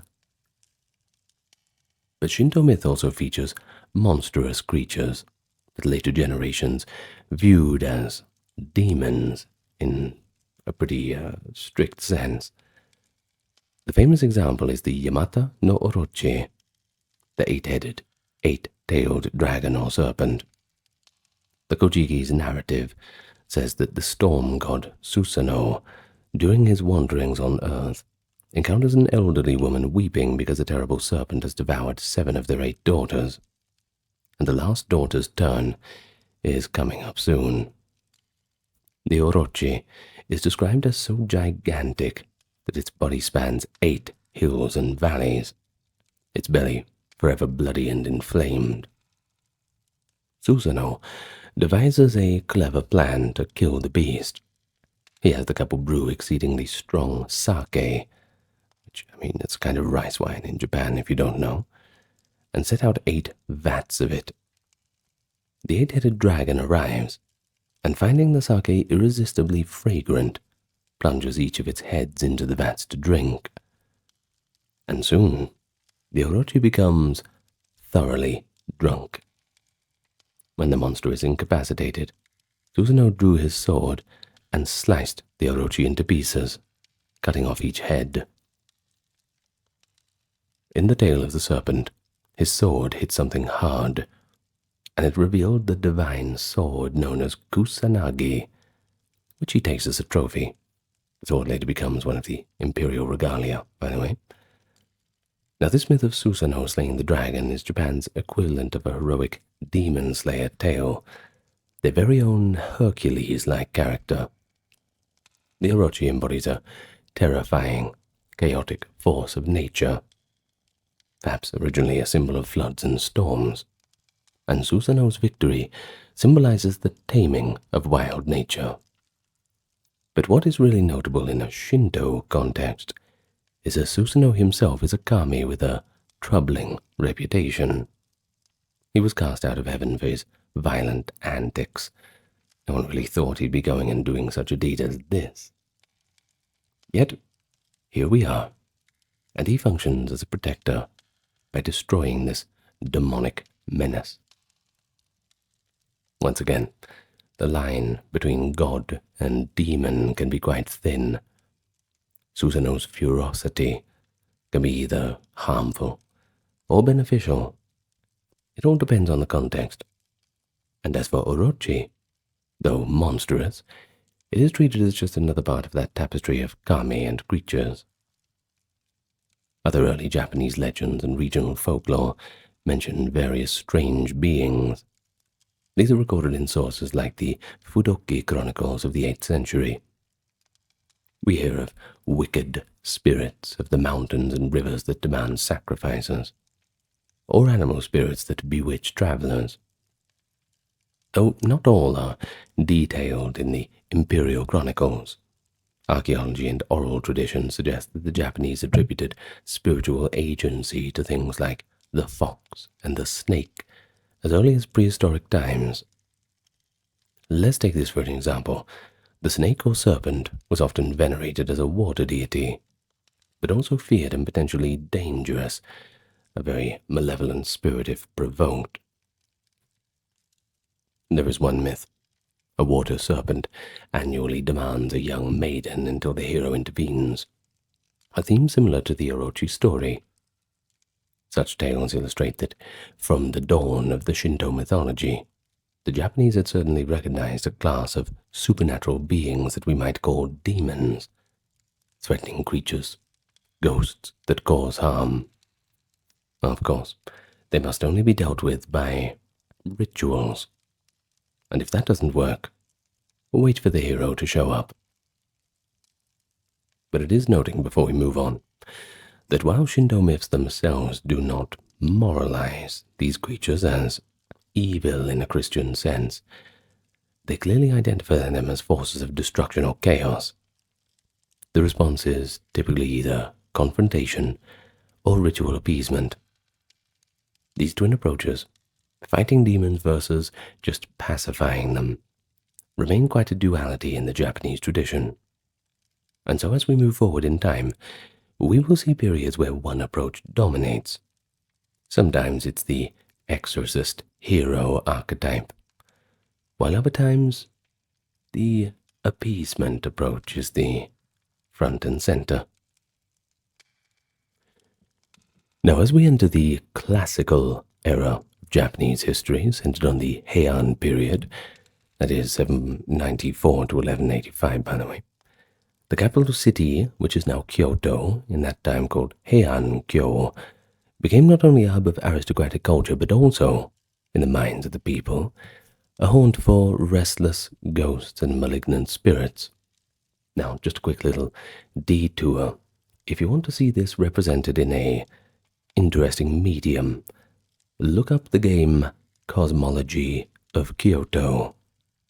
It is interesting, to say the least. In any case, let's get back to the Shinto demonology. Well, it is this era, the Heian period, that provides some of the clearest historical examples of what we might term as Shinto demonology in practice, though again the cosmology was a mix of Shinto Buddhism and folk belief. In the refined society of the Heian court, natural disasters, plagues, political misfortunes, they were often blamed on a rather interesting creature called an onryo, literally grudging or vengeful spirit. Now, these were usually the souls of persons who had died with strong resentment, especially those who were wronged or mistreated in life. Rather than departing peacefully to the ancestral beyond, an onryo spirit would linger in the living world to wreak havoc on those who had offended it, or even on the state at large. Now, the notion of an onryo reflects a deep-seated idea in Japanese culture, and that is the idea that the unsettled dead can wield so much enormous destructive power only until they are placated. The aristocrats of the time took such ghostly grudges very, very seriously. Now let's look at the 9th century court chronicle, that is the Nihon Sandai Jitsuroku. Now, by the way, just a quick aside into language again. You will hear Japan being mentioned too as two different things. That word Nihon is more of a casual rendering, but Nippon with two P's, that is Nippon, is a little bit more in a formal context. In any case, well, that Nihon Sandai Jitsuroku and various other diaries of nobles record a few strange incidents. Sudden outbreaks of disease, lightning striking important buildings, or even key political figures inexplicably falling ill seemingly out of nowhere. Frequently, a diviner or an onmyoji, a yin-yang divination specialist, would be consulted to identify the supernatural cause. The onmyoji, a professional in the line of esoteric onmyodo system that combined astrology, feng shui, and magic, might determine, for example, that the angry spirit of so-and-so is responsible for whatever calamity that had befallen the state or the individual or the family. At that point, the court would respond with rituals to appease the spirit. Now, this could involve Buddhist masses to comfort the dead, Shinto ceremonies of pacification, and often the posthumous elevation of the angry spirit to a more benevolent status. And we have one famous case. It involved Prince Sawara, that is the imperial prince Sawara no Miya, the younger brother of the Emperor Kanmu in the 8th century. Sawara had been disgraced and exiled. This was under the suspicion of treason, and he died in that exile, likely, it is said, by starving himself in protest. Soon afterwards, Kyoto, or Heian-kyo at the time, was beset by a series of misfortunes, fires, violent storms, even an epidemic, which people whispered were caused by Prince Sawara's enraged spirit seeking vengeance for the injustice he suffered. But the court was deeply alarmed by this, and so they took extraordinary measures.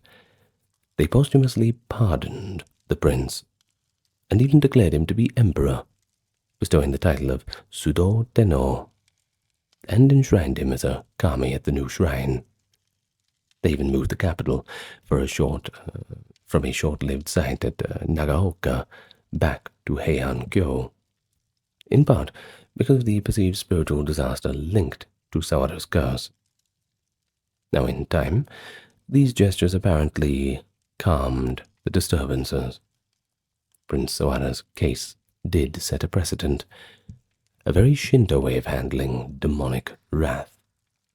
Turn the vengeful ghost into a protective deity by showing it respect and giving it a place of honor. In other words, convert the vengeful onryo into a guardian kami, a kind of otherworldly reconciliation. But perhaps the most renowned onryo story is that of Sugawara no Michizane, a high-ranking scholar official in the 9th century. Michizane was brilliant and quite a popular statesman, but fell victim to court intrigues and was exiled far from the capital, where he died in 903. Well, that wasn't quite the end of it. After his death, Kyoto was struck by disaster. Lightning repeatedly hit the imperial palace, setting it on fire. Plagues and droughts also afflicted the land. Michizane's chief political rivals from the Fujiwara clan died in quick succession, and a son of the emperor suddenly passed away as well. Of course, people whispered in terror that it was Michizane's Onryo, furious at the injustice that had been done unto him, now manifesting as a powerful thunder god striking from the heavens. The court tried various appeasement rituals.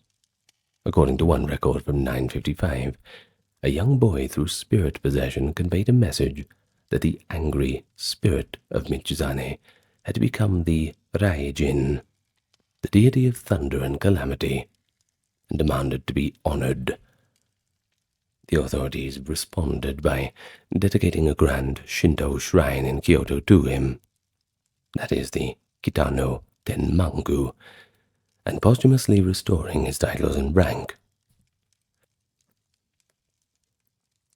So Michizane's spirit was now symbolically transformed into what is known as a Tenjin, a benevolent kami of scholarship. Indeed, to this day, Tenjin is worshipped as the patron deity of learning, and students across Japan pray to him for success in exams, perhaps unaware that he began as a fearsome ghost, or perhaps very well aware. The transformation of Michizane from the dreaded demon to revered god shows a core theme in Shinto demonology. The demon is often a god in disguise, angered by mistreatment, who needs to be pacified and showed reverence. Throughout the Heian period, the capital saw many ceremonies called Goryo-e, that is, rites for honorable spirits, intended to soothe Onryo and other harmful deities. Well, these were elaborate affairs. Some were Buddhist rituals where monks chanted sutras for the dead. Others were Shinto festivals with music and dance to please the spirits. Sometimes Shinto priests, Buddhist monks, and Onmyoji diviners all collaborated in these events, reflecting an integrated approach. And the logic of it all was pragmatic. Whether the danger came from a malignant kami or a restless ghost, it needed to be calmed. In effect, the Heian court had developed a kind of state-sponsored demonology, identifying, naming, and neutralizing spiritual threats to the realm. Literature of the era also reveals the fear of vengeful spirits. Classical works like the Tale of Genji from 1008 hint at it. In one famous episode, the living jealous spirit of Genji's former lover, Lady Rokujo, possesses and kills Genji's new wife, a scene that was later popularized, by the way, in No Theatre as the play Aoi no Ue. Collections of tales from the 12th century, such as Konjaku Monogatarishu, that is, the tales of times now past, are filled with ghostly encounters and demonic stories that circulated in both elite and popular imagination. For example, one Konjaku tale tells of a nobleman who boasted he could face any demon. To test his mettle, he went one night to the bridge at Agi in Omi province, a spot reputed to be very haunted. It was there he met a beautiful young woman who seemed to be in distress. But when he let his guard down, the woman transformed into a towering Oni and attacked him. The man barely escaped with his life, quite chastened but no longer as boastful. Well, stories like this were moral lessons wrapped up in a ghostly garb.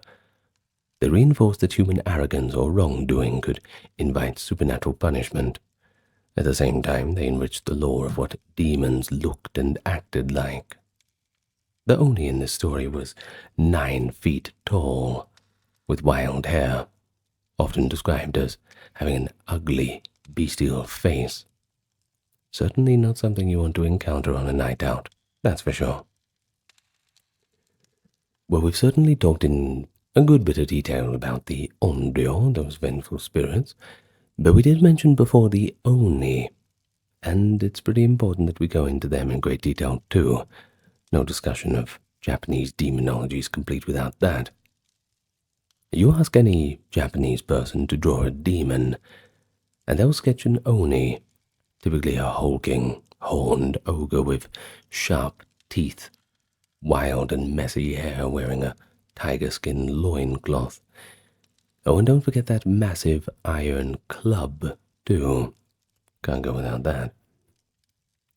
Well, this image is so ingrained that it might be surprising to learn that the Oni's origin is a blend of imported and native ideas. The Oni, as we know it today, crystallized in the medieval era, drawing on ancient indigenous ghost lore, as well as the ogres and hell wardens of Buddhism. Over time, Oni became a kind of catch-all symbol for evil and misfortune in Japan. Yet interestingly, Oni are not always purely malevolent in the stories. Now, you see the word Oni in Chinese characters, pronounced Gui in Chinese, literally means something like the hidden one or spirit of the dead, although translations from those original Chinese characters are always a little bit touch and go, but you get the point. In any case, early Japanese uses of the term referred generally to scary, invisible spirits that caused illness or disaster. By the Heian period, Oni were frequently mentioned as tangible creatures, especially in Buddhist texts describing the hells. In the Buddhist view, Oni are the demons that populate the underworld, punishing sinners at the command of King Yama, that is, Enma Dao in Japanese. Now, monks preached about the torments of hell to instill morality, complete with vivid depictions of horned demons boiling the wicked in cauldrons or ripping them apart. These gruesome images filtered into popular imagination, and Oni soon came to be visualized in artwork and literature. By the medieval era, roughly 12th to 16th centuries in Japan, Oni were often depicted as red or blue-skinned humanoids, with sharp claws, 2 long horns, and a monstrous face, features that we certainly see carried over into depictions today. The tiger-skin loincloth and iron club, that legendary kanabo, were added attributes that accentuated their brute strength and exoticism. You see, tigers were not native to Japan, so tiger skin showed that otherworldly nature of an Oni. In folklore, Oni are blamed for everything from causing diseases to kidnapping children. There is a saying in Japanese, Oni no yonna. It means something devilishly awful or powerful. Well, in many village tales, Oni live in remote mountains or caves, menacing humans until a brave warrior, or perhaps even a clever peasant, outwits them. For example, the pretty quintessential legend of Momotaro, that is the Peach Boy. It features a young hero who travels to Oni Island to defeat the band of Oni plaguing his homeland. With the help of animal companions, Momotaro subdues the Oni and takes back their stolen treasure.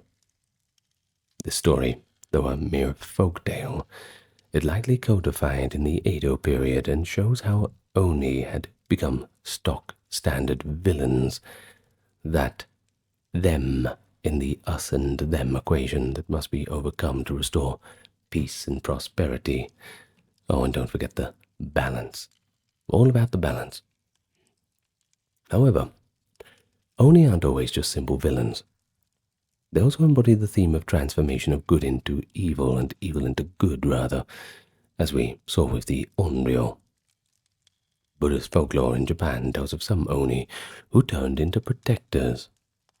One legend speaks of a monk so pious that when he died, he chose to be reborn into an Oni in order to guard the temple that he loved, scaring away any who would harm it. Such benevolent Oni remain fierce in appearance, but their actions serve the Dharma, that is the Buddhist law, or just the community's good.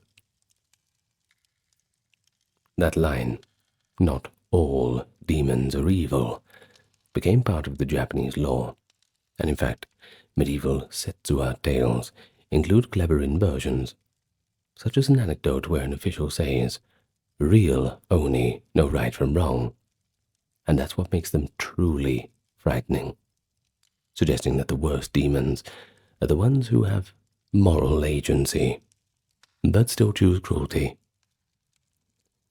Conversely, an Oni that acts righteously is perhaps more admirable than a human that does not.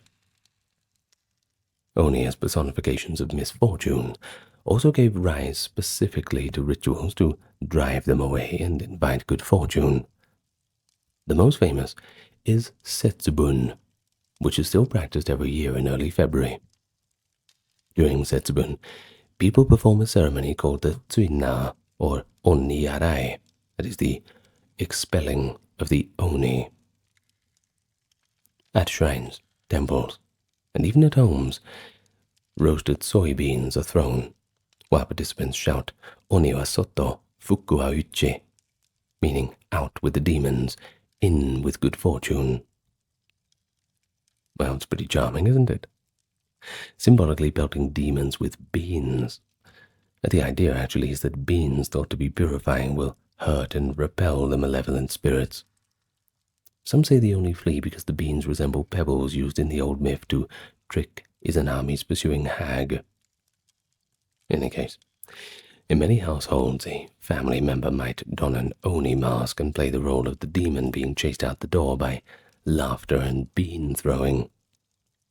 And the ritual is half serious, half festive today, but its origin certainly lies in ancient palace ceremonies recorded as early as the Heian period, where the emperor's court would enact the driving away of demons at the turn of the seasons to ensure a prosperous new year. A direct example of how Shinto and folk practices merged to manage the demonic threat, not by a grand battle of absolute good and evil, no revelations here, but by an annual house cleaning, cleansing away bad influences, demonic and otherwise, to start afresh. Who knows? Maybe it's all metaphorical. But the persona of Oni also took on a symbolic role in society. By the Edo period, 1603 to 1868, Oni were so popular in art and theatre that they were even used satirically. In No and Kabuki plays, actors donned ferocious Oni masks to portray the inner human passions like jealousy or rage. Many folk tales portrayed the Onare, or female Oni, where a woman driven by jealousy or sorrow literally transforms into a demon, horns and fangs included, a concept that ties back to Izanami and Lady Rokujo's rage. The stories often had a moral. Unchecked negative emotion could turn anyone into a monster. Conversely, Edo period people enjoyed sometimes making light of Oni. Small carvings called netsuke from that era show Oni being comically chased by beans or subdued by folk heroes, and that shows a level of playfulness with the once dreaded image. It was also a way to psychologically tame one's own fears. By laughing at the demon, you rob it of its power. All in all, the Oni is pretty complex, don't you think? It can represent the embodiment of disaster, plague, war, and famine, such as the belief that if somebody died of a terrible illness, their spirit might become an Oni, and it can represent the dark side of human nature. But through rituals like Setsubun and countless stories of Oni being defeated or even reformed, Japanese culture traditionally sought to keep an Oni at the margins. They are acknowledged as part of the cosmos, yet firmly told, "You're not welcome here.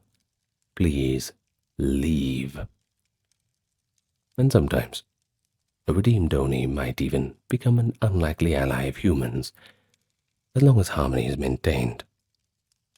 Now that's where the nuance comes in, treating demons with a mix of fear and respect and humor. That's the hallmark of Shinto-influenced demonology. Now, beyond the specific category of oni, Japan's imagination teems with a vast menagerie of yokai. Now, what is this term yokai? Let's translate it. Basically, it means strange apparition, maybe even mysterious phenomenon, and it serves as an umbrella for all manner of supernatural creatures and ghosts. While not all yokai are demonic in the sense of evil, many have trickster or dangerous traits. Within a Shinto context, yokai are often seen as minor kami or spirits of a place or object, sometimes benign, sometimes harmful, essentially the spiritual wildlife populating the borderlands of our human realm. From medieval times onward, people told countless stories about encounters of yokai. So let's get to know a few of them. They're pretty essential to the demonological landscape of the Shinto tradition. First, we have the Tengu, often called goblins or mountain demons. Tengu are winged, beak-nosed or long-nosed creatures dwelling in remote mountains and forests.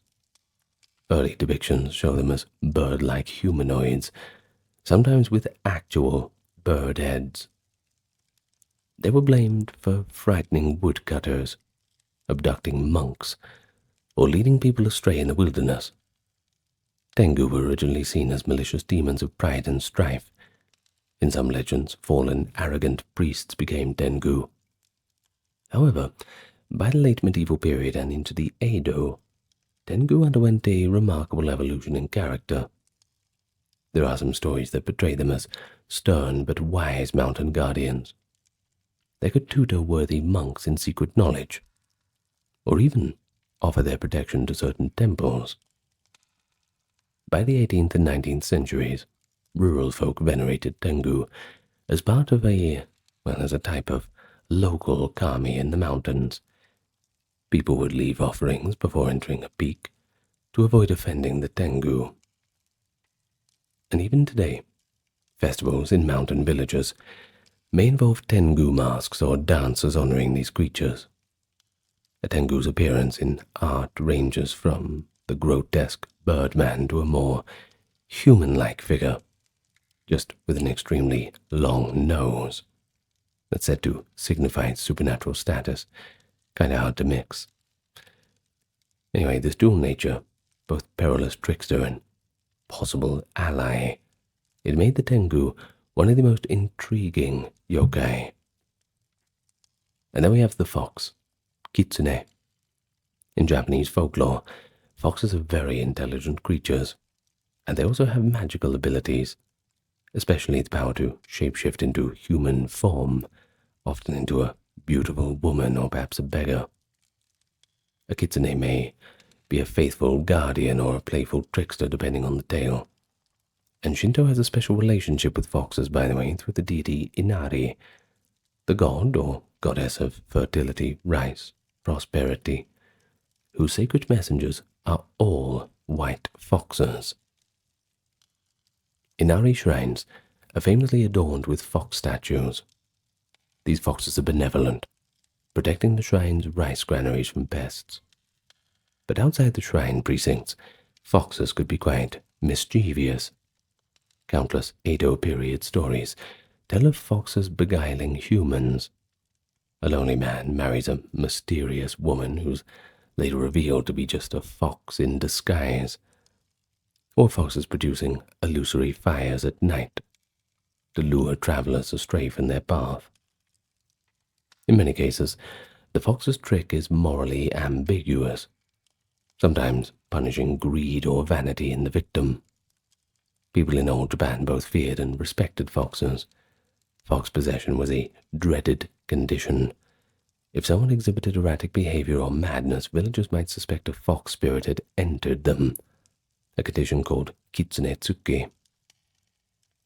Well, in a case like that, you'd need a Shinto priest or a folk medium to perform an exorcism, coaxing or forcing the fox out. Yet on the other hand, a fox might also bring blessings. There are tales of foxes rewarding kind humans with riches or saving someone from danger. Okay, next we have the tanuki, commonly translated as raccoon dog. The tanuki is another shapeshifter of folklore. They're typically portrayed as jolly and bumbling tricksters. Legends often show them transforming into monks or teapots to trick people, though usually their pranks are more comedic than dangerous. No harm done. One famous 16th century folk tale from the collection Otogizoshi recounts the Bunbuku Chagama, wherein the tanuki transforms into a tea kettle and gets inadvertently taken to a temple. Unable to maintain the form, it reverts halfway, resulting in a half-tanuki, half-kettle creature that becomes a beloved temple treasure performing dances. Unlike the often eerie fox, the tanuki is seen as a bit more benign, if even a little foolish, depending on the interpretation. In Shinto villages, tanuki spirits were considered of the wild, not worshipped, but acknowledged with a bit of good humor.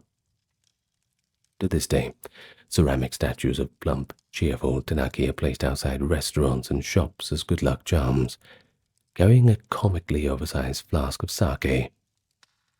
It's a kind of jovial demon, not something to be afraid of. Well, then we have the yurei, which are something to be afraid of.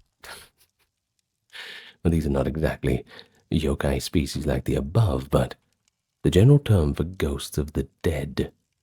It literally means faint soul. Now, yurei appear in countless stories, usually a pale woman with long disheveled head in a white burial kimono. An iconic image still seen in Japanese horror films. The concept of yurei overlaps with onryo, as discussed earlier. During the Edo period, ghost stories became a hugely popular entertainment, giving rise to famous tales like The Black Hair and The Lantern Ghost. Many of these were compiled in collections such as the Ugetsu Monogatari of 1776 by Ueda Akinari, or recounted in kabuki plays, still to this day actually. Even though Buddhism handled much of the afterlife rituals, Shinto shrines too played a role where they could. For example, many communities had and still have small shrines at the sites of tragic death to calm a local spirit. The summer Bon festival is when the souls of the dead return to their families. It's of Buddhist origin, but widely observed. There's a time when ghost stories are traditionally told. The prevalence of yurei stories in Edo, Japan, led to a sort of demonology of ghost types. The ubume, a mother ghost carrying a baby, the goryo, aristocratic vengeful spirit, and the zashiki warashi, a child ghost that haunts the home benignly, and so on. Now, while not demons in a Western sense, these ghosts were part of the spectrum of beings that Shinto practitioners would seek to appease to avoid any trouble. Perhaps they just want to avoid them altogether. That's a good idea.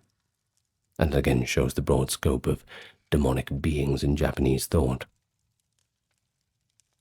Now, our last category we're going to talk about is the Tsukumogami, one of the most charming and unique categories of yokai. It literally means artifact spirit.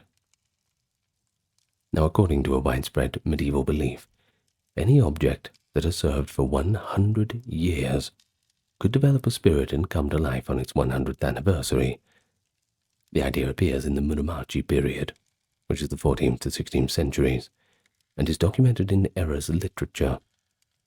For example, a famous 16th century illustrated scroll called the Tsukumogami Emake depicts the abandoned household utensils, broken tools, old umbrellas, sandals, that kind of thing, springing to life as mischievous creatures. And so they band together in the night to take revenge on the people who threw them away carelessly. Kind of sounds like Toy Story, doesn't it? We're not aiming for the truck. Well, this whimsical notion reflects Shinto's animistic core. You see, even the seemingly inanimate have spirits that deserve respect. So look after the things you've got, and if an object is used respectively, its spirit remains peaceful. But if cast off in anger or neglect, it may become a resentful little demon. No one wants one of them chasing after you. Even today, some shrines hold ceremonies for old dolls or needles, thanking and laying to rest their spirits so they do not become angry tsukumogami. And while tsukumogami tales were often light-hearted or satirical in tone, they certainly carried a message for reverence for all things. Every item around you, in the Shinto worldview, has the potential for life, and shouldn't be wantonly mistreated. Of course, this barely scratches the surface of Japan's yokai catalogue. We could speak of the kappa, a water goblin that drags an unwary into rivers, or the yuki onna, the beautiful yet deadly snow woman who appears on winter nights. But what is important is how ingrained these beings were in everyday thinking. They were not official Shinto deities enshrined in the imperial pantheon, yet they were part of the lived tradition of the people. A farmer might give a token offering at a known Tengu rock to stay safe, or parents might tell their children not to go near the lakes to avoid kappa. The boundary between a yokai and Shinto kami is quite fluid. Some yokai became worshipped as minor kami over time, and some kami, especially local nature deities, have folk tales that show them behaving much like yokai would. And there's a bit of fluidity in that. It shows the inclusive nature of Shinto. It's a less strict theology, and more of a collection of beliefs and practices, ones that acknowledge all sorts of spiritual forces. And so demonology then wasn't a separate, occult law. It was woven into Shinto shrine traditions, local superstitions, and of course, popular entertainment. Given this plethora of demons, ghosts, and everything in between acknowledged in the Shinto tradition, how did the Japanese historically safeguard themselves and seek peace? Well, the answer lies in the rituals, the charms, and of course the specialists dedicated to spiritual protection and purification. Shinto at its core is a religion of ritual rather than one of doctrine. Let me explain. Many of its rituals serve to prevent or expel what we might call demonic influences, though the Japanese would often say impurity, something along those lines. So let's look at a few of the key practices and see if we can make sense of them. First, we have purification rituals, which are called harae, and we've touched on them a little bit as a fundamental concept. But in practice, Shinto ceremonies always begin with purification. This can be as simple as worshippers washing hands and rinsing mouths at the shrine's basin, which is called a temizuya, by the way, to remove ordinary defilement before approaching the kami. On a larger scale, the grand purification, or harae, remember that respective o prefix, is performed nationwide at shrines in June and December, intended to cleanse the community of sins and misfortunes accrued over the half year. In the o-harae, a priest recites the Great Purification Prayer, listing sins and impurities to be purged. Among these are not only ethical misdeeds but also calamities like illness and crop failure, implicitly treating them as caused by spiritual pollution.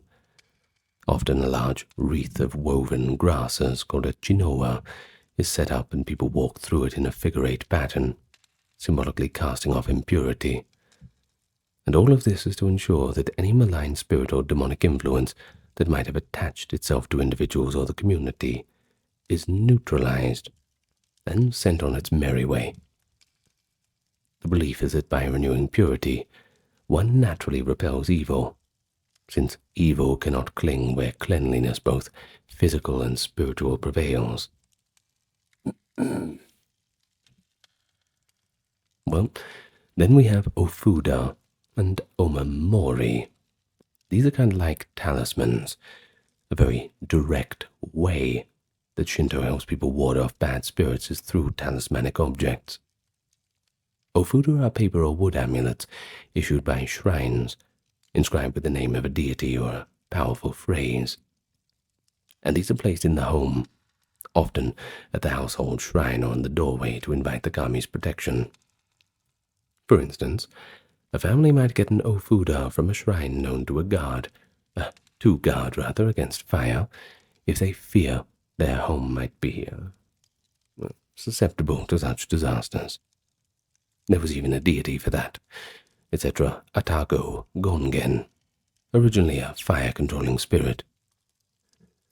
On the other hand, omamori are small charm pouches one can carry, for various blessings like safe travels or good health.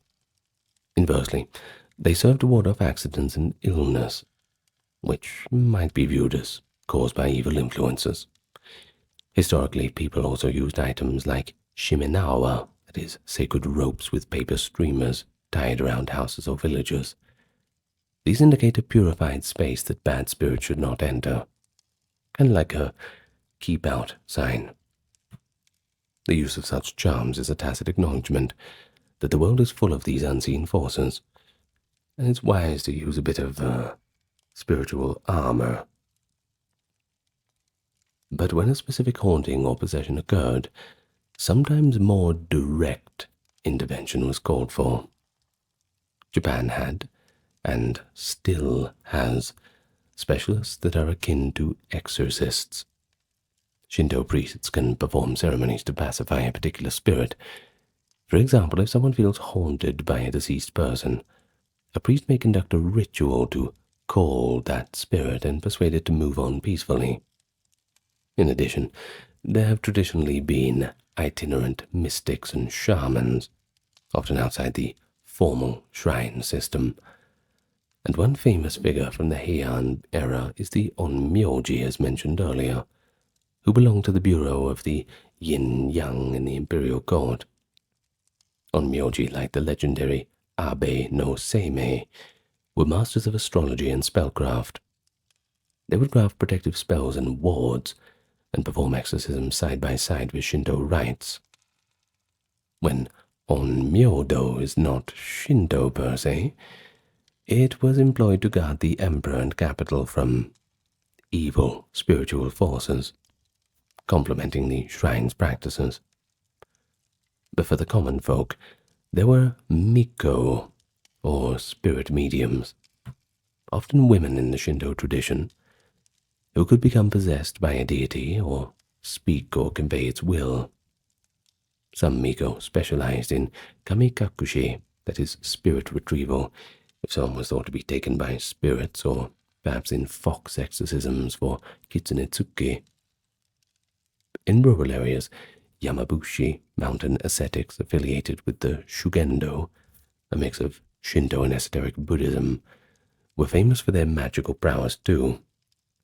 They carried conch shells and performed loud rites to scare off demons, or used sacred talismans from the mountain deities.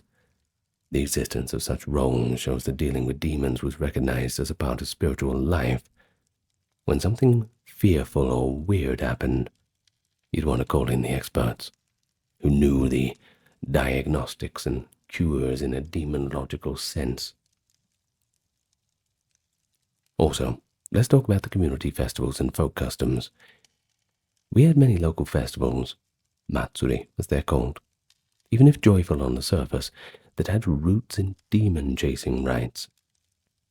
For instance, some autumn festivals where men parade in fearsome masks could trace back to the rituals to scare away pests from crops or evil from the villagers at year's end.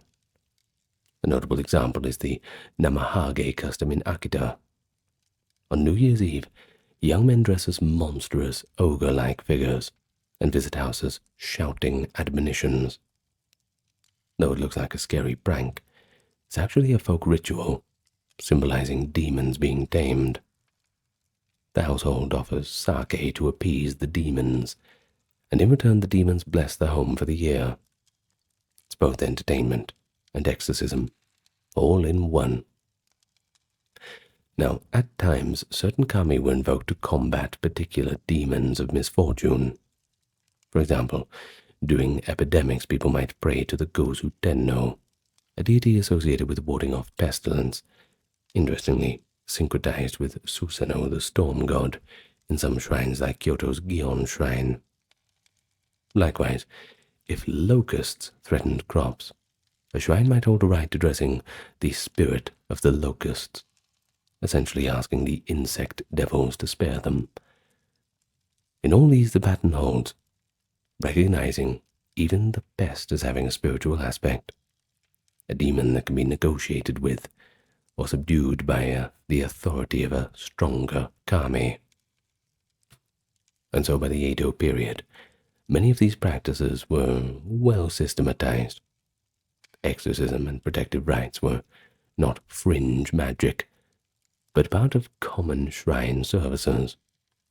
For instance, families would regularly bring their newborns at a certain age to the shrine for the Omiya Mairi, infant presentation, to have their baby blessed and any evil warded off.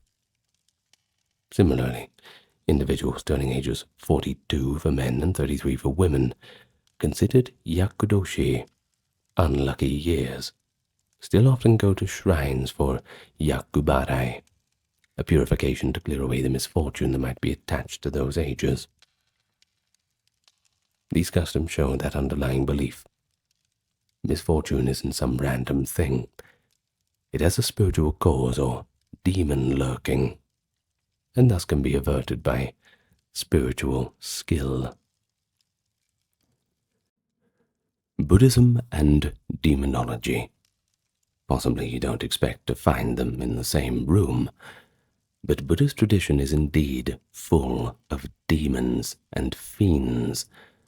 Yet it takes an approach to demonology that is anything but simple superstition. In the Buddhist time, popular cosmology teemed with yaksas, rakshasas, bhutas, and other malevolent beings inherited from Indian folklore. But when Buddhism came along, it didn't just sweep the old world under the rug. Rather than denying their existence, Buddhism rather absorbed and reinterpreted these figures in line with its own teachings. Monks and laity across Asia told their own vivid accounts of demonic encounters. This was not to frighten believers away from the world, but to illustrate the Dharma in action. And so over the centuries, these demons were woven into Buddhist scriptures, art, and rituals, and they symbolized everything from literal ghostly threats to the very inner afflictions that impede enlightenment. So let me take you through on a journey of the shadowy pantheon of Buddhist demonology, from the legendary tempter Mara and even the child-devouring Hariti, to local ogres like the Alavaka, and protective gods like the 4 heavenly kings. You'll see how each demon serves its own purpose, historically, spiritually, and even psychologically. It all comes with a deeper meaning and a dash of wonder. Perhaps you'll find something you did not quite expect. In any case, before we begin, let me welcome you to the channel. If you're new here or you've yet to click that subscribe button, I invite you to do so if you feel inclined. And once again, this video, along with everything else, is all ad-free for your uninterrupted enjoyment, made possible by donations on the PayPal and YouTube memberships, also Patreon, and those who want to check out the merch store. All the relevant links are provided in the pinned comment, video description, and channel description on the home page. And with all that being said, welcome's out of the way, let's begin our guide to Buddhist demonology. Well, you can't begin a guide to Buddhist demonology without Mara. We already mentioned The name, the arch-tempter and personification of delusion. Off to a pretty good start, I think. You see, in Buddhist lore, Mara is the cosmic kind of devil figure who assailed Prince Siddhartha on the eve of his enlightenment. Far from a simple satanic figure like the Christian bad guy sort of thing, Mara takes on multiple identities. You see, he is called Papima, that is evil one, Namuki, non-liberator, and even identified as Kanna, the dark one. According to early texts, Mara is both a specific being, often described as the Lord of the highest heaven in the desire realm, and also a symbol of our deepest weakness. For example, the Padana Sutta and the Sutta Nipata portrays Mara attacking the Buddha to be, not with flaming arrows or a sword or anything like that, but rather with soft and gentle words, appealing to comfort and fear. The Bodhisattva recognizes these as tricks and exposes Mara's army for what it really is, that is, sense desires, boredom, craving, hunger and thirst, cowardice, sloth and torpor, doubt, hypocrisy and stubbornness, gain and honor and ill-won fame. In other words, Mara's legions are pretty much our own human frailties. The Buddha declares none but the bravest seekers conquer such foes, vowing to shatter Mara's armies, quote, with wisdom as stone smashes a clay pot. It's a pretty powerful allegory, doesn't it? It makes isn't it rather? It makes a key point, though. From the earliest strata of Buddhism, demons like Mara are not merely external enemies, but they're rather stand-ins, kind of metaphors for your own internal battles, and I think you'll find that across many of our religious traditions across the world. But Mara is not purely metaphorical. The canon also records multiple literal visits by Mara to the Buddha and his disciples.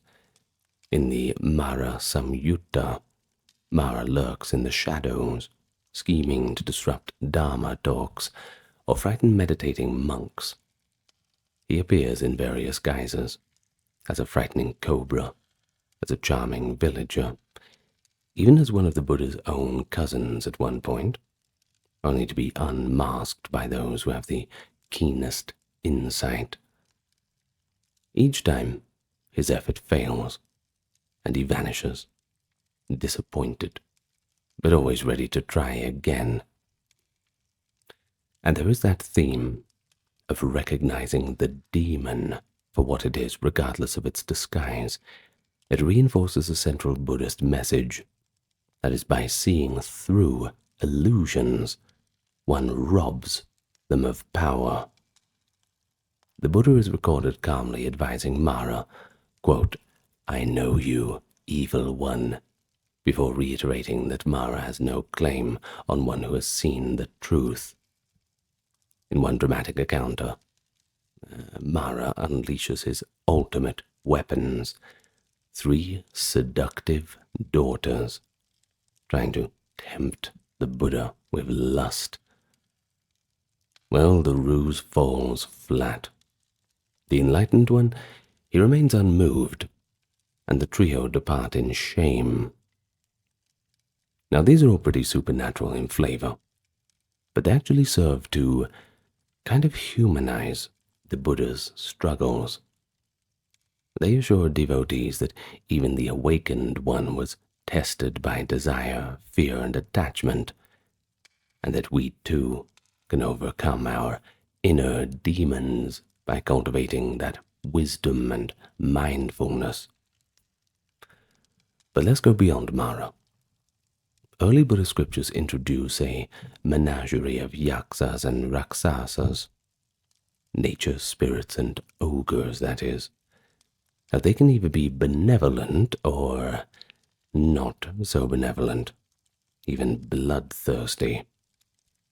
There is one famous story from the Sutta Nipata. It features Alavaka, the notorious Yaksa, often rendered ogre or demon, with a taste for human flesh. According to commentary, Alavaka terrorized the town of Alavi, extorting a daily human sacrifice from the king. In fact, even little babies were not spared from his appetite. Now that's a real demon. Well, the Buddha heard about this cruelty. So what did he do? He didn't organize an army. He didn't pick up a sword. He didn't get angry. Instead, he walked straight into the Yaksa's lair. Of course, Alavaka was pretty furious at the intrusion. He was not accepting visitors. He bellowed repeatedly, "Get out, monk!" But the Buddha was unmoved, and he stepped in and out of the demon's abode at each command, until Alavaka tried a new tactic. Quote, from the text, "If you do not leave, I will strike you down, cleave your heart, and hurl you across the river." The Buddha calmly replied that no one in the world, Deva, Brahmin, or demon, could do such a thing to Tathagata, but nevertheless invited Alavaka to ask him any question if he pleased. Now what followed is one of the most beloved dialogues in the Pali Canon. Alavaka, with surprising earnestness, probably at the Buddha's disposition, posed a series of riddling questions about the essence of holy life. For example, what is a man's highest wealth? What brings the taste of bliss? How does one cross the flood of suffering? Now the Buddha's answers were very simple, straight to the point, but quite profound. As following, faith is the best wealth. Dhamma, well practiced, brings bliss. By diligence, one crosses the flood.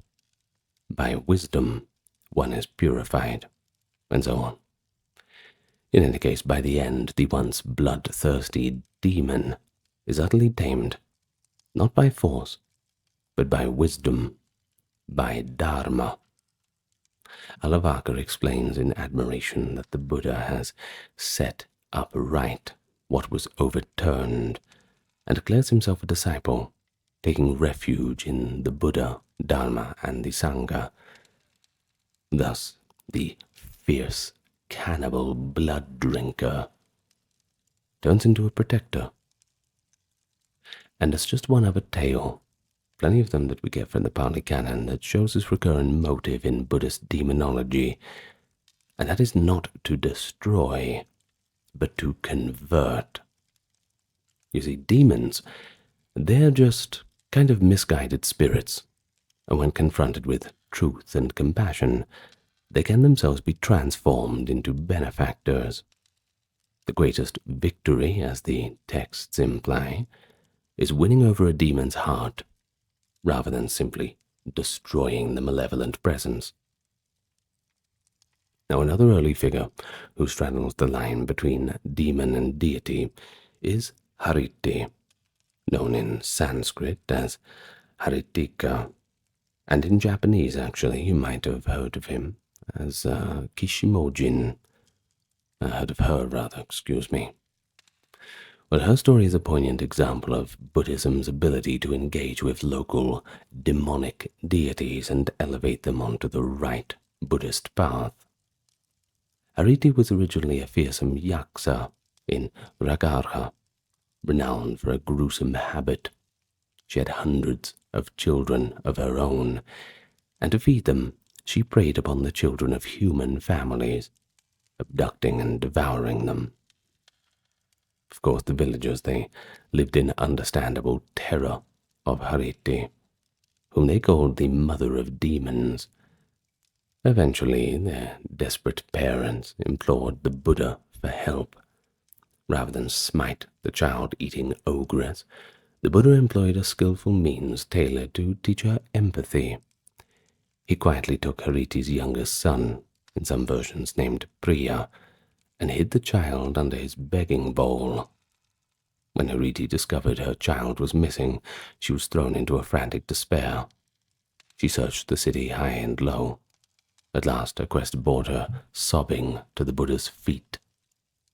And the Buddha gently observed and said, "Now you understand the pain that you have caused others.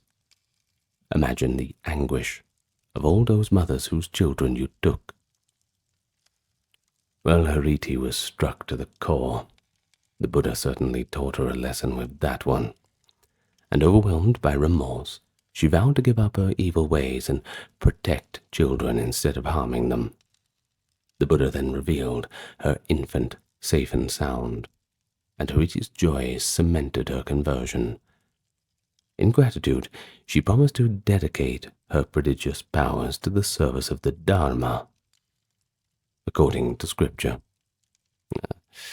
In the later Mahayana texts, as well as the Vinaya Chinese texts as well, Hariti pledged to become a patroness of children and women in childbirth, ensuring that they thrive rather than suffer as her victims. Now that is certainly a dramatic turnaround. Well, the Buddha even allowed devotees to offer Hariti small sacrifices of food, since the hungry ghosts like her still needed nourishment of some sort, an acknowledgement of her liminal status between demon and deva. Over time, Hariti's image morphed from terrifying ogress to benevolent matron. In Gandhara and Mathura art, she is depicted as cradling a child or holding a cornucopia of grain, symbolizing abundance and protection. When Buddhism spread to China and Japan, Hariti, as Gui Zimo in Chinese or Kishimojin in Japanese as mentioned, was enshrined as a guardian spirit. The Lotus Sutra's 26th chapter has Hariti and her 10 demon daughters take a solemn oath before the Buddha. They vow to safeguard all who embrace the Dharma, especially those who uphold the Lotus teaching. This remarkable trajectory from literal child devourer to Dharma protector shows that Buddhist approach to demons again, that is to subdue the harmful impulse and redirect all of that energy towards good rather than evil. Hariti's tale, it might also carry a subtler teaching about attachment and loss, so familiar to human parents, especially of those older times. In her agony over a missing son, Hariti learned the lesson of compassion the hard way, a lesson the Buddha gently imparted to temper her immense motherly love with wisdom and non-harming. And so, to this very day, in Japan's Nichiren sect, Kishimojin is venerated as a goddess of easy childbirth and child-rearing, often portrayed as holding a baby and a pomegranate, which is another symbol of fertility.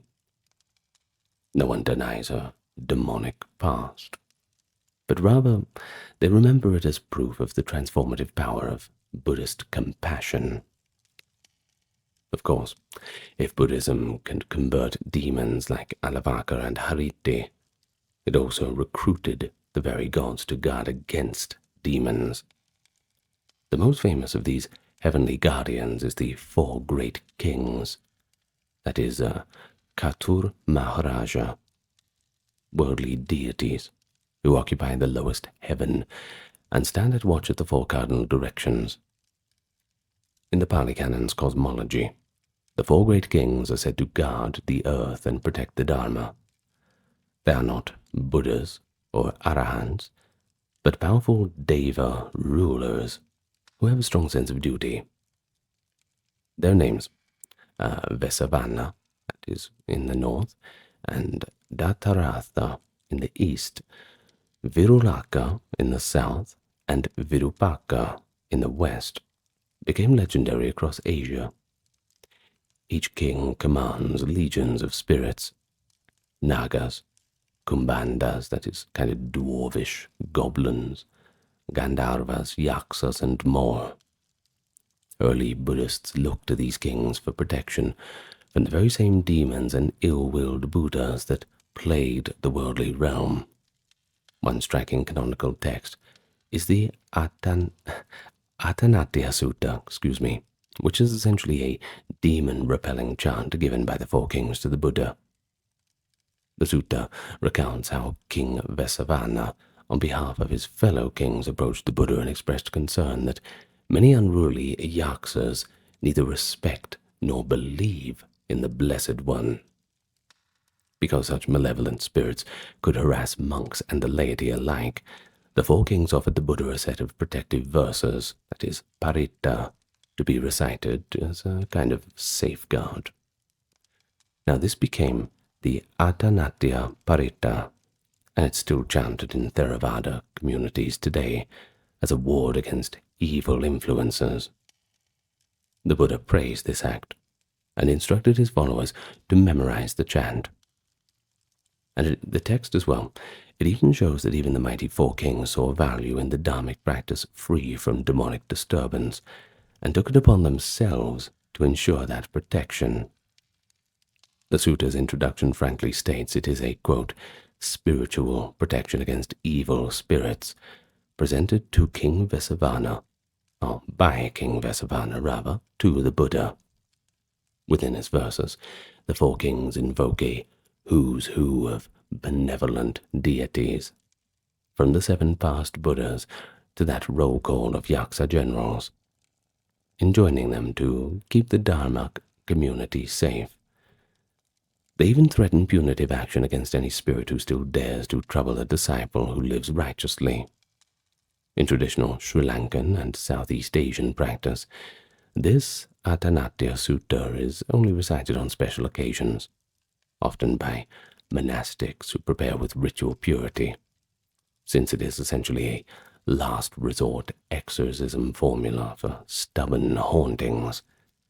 Good luck getting one of them out of the house.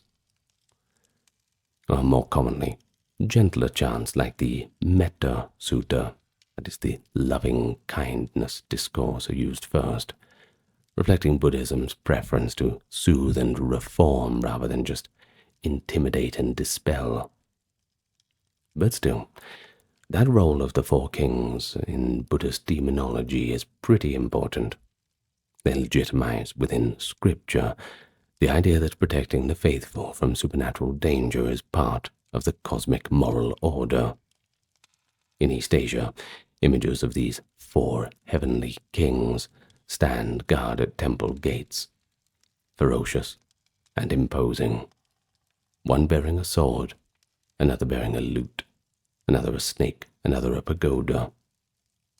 Each pose and emblem represents subjugation of a vice. They crush underfoot the forces of ignorance, keeping the sanctuary of the Dharma free from negativity. Now, as Buddhism spread beyond India, it encountered new cultures, each with its own host of indigenous specters. Well, instead of rejecting these as pagan nonsense, Buddhism often assimilated local demons into its cosmology, much as it did with the 4 kings and Hariti. Now, the result is a fascinating regional diversity in Buddhist demonology that you don't quite get in a lot of other spiritual traditions. Demons took on local names and forms, yet their essential function within the Buddhist narrative remained. They either obstruct the path or get converted into protectors, as examples of a dharmic victory.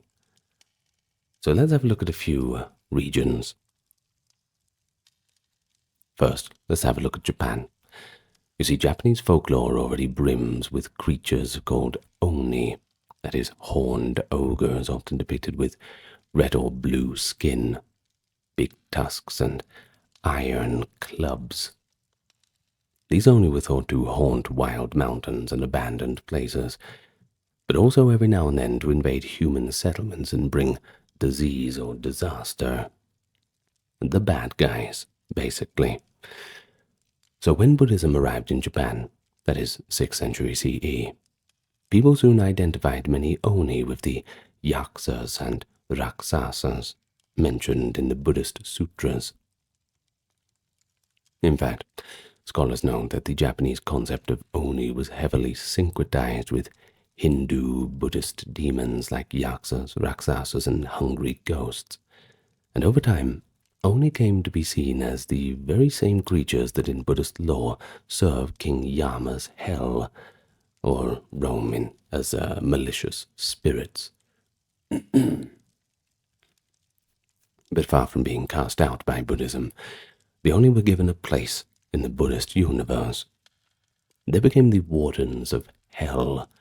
In Japanese they call that jigoku, and in Chinese they call it diyu, which means underground prison, essentially. Now, they would punish the wicked, and they were the manifestations of excess, greed, or anger on earth. In other words, Japanese Buddhism turned the oni into pedagogical creatures.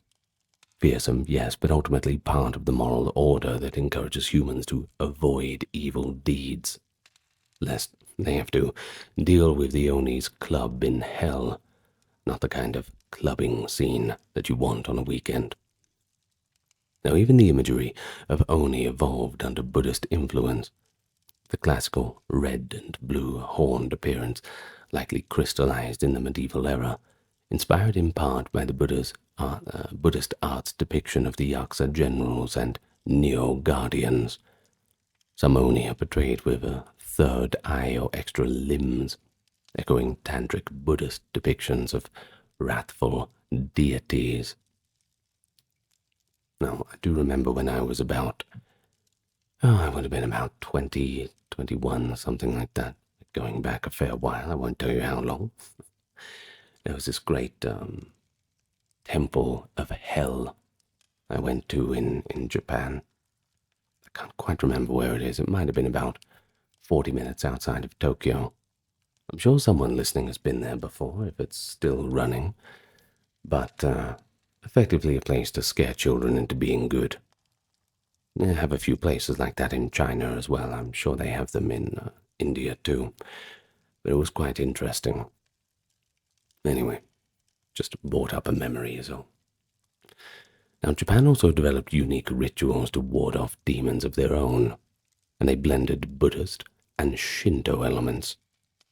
The most famous is Setsubun, that is the bean throwing festival, and that's held every spring's eve. To this day, families still shout Onni wa soto, fuku wa uchi, demons out, blessings in, while tossing roasted soybeans out the door, symbolically pelting any lurking demons and inviting good fortune. This custom, introduced from China in the 8th century, was early on linked to Buddhist temples and teachings. A delightful legend from the 10th century tells of a Buddhist monk at Kuramadera who was confronted by a pesky Oni. But the quick-thinking monk hurled soybeans at the demon's eyes, blinding and chasing it away. Nothing hits harder than a handful of soybeans, I'm sure. Well, thus began the practice of mamemaki, that is, bean scattering to purge evil influences.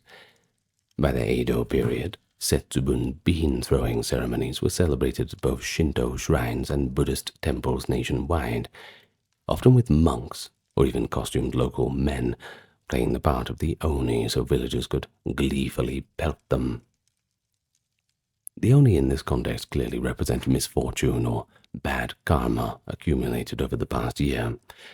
Essentially, negative energies have to be expelled through a cathartic, community-wide exorcism ritual. It's a pretty good example of how folklore and Buddhism coalesced.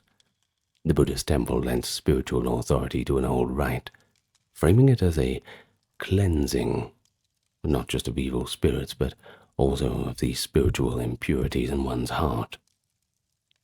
Now, at the same time, the folk belief in literal ogres was reinforced by Buddhist cosmology, which gave the Oni roles in the unseen realms of existence. Even today, temples like Kyoto's Yoshida Shrine or Tokyo's Sensoji host large Setsubun events, with priests and sometimes celebrities tossing beans into huge crowds. That chant of Oni out, luck in. It nicely captures the Buddhist ethic that to invite good, you have to first cast out inner demons, whether that's ignorance, anger, jealousy, whatever your poison is. Japan's Buddhist demonology also features compassionate twists.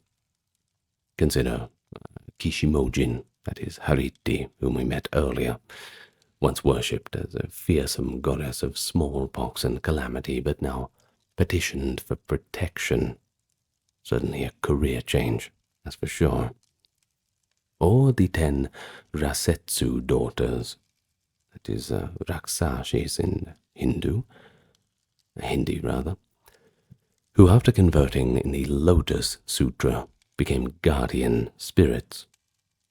In many Nichiren Buddhist temples one finds altars to Kishimojin and her 10 daughters, with devotees offering sweets or fruits. This isn't idolization of evil, don't get it mixed up. It's just a reminder that even demons can have a change of heart and use their powers for good. So show a little bit of mercy, I suppose. And indeed, some Japanese Oni tales end with the Oni taking refuge in the Buddha and seizing their malevolence. Stories like that reinforce the idea that no being is irredeemable, a very Mahayana Buddhist sentiment. And indeed, anybody who has watched the animated series Inuyasha will definitely see these themes. A lot of the demons that they encounter, and even the character himself, Inuyasha, being a half demon, half human, something like that, is effectively, it effectively goes through those themes. And usually when they defeat one of the demons, sometimes they're cast out, sometimes they're destroyed, but a lot of the time, the story's a little bit deeper. And it turns out that, yes, those theories of redemption are pretty prevalent throughout the entire program.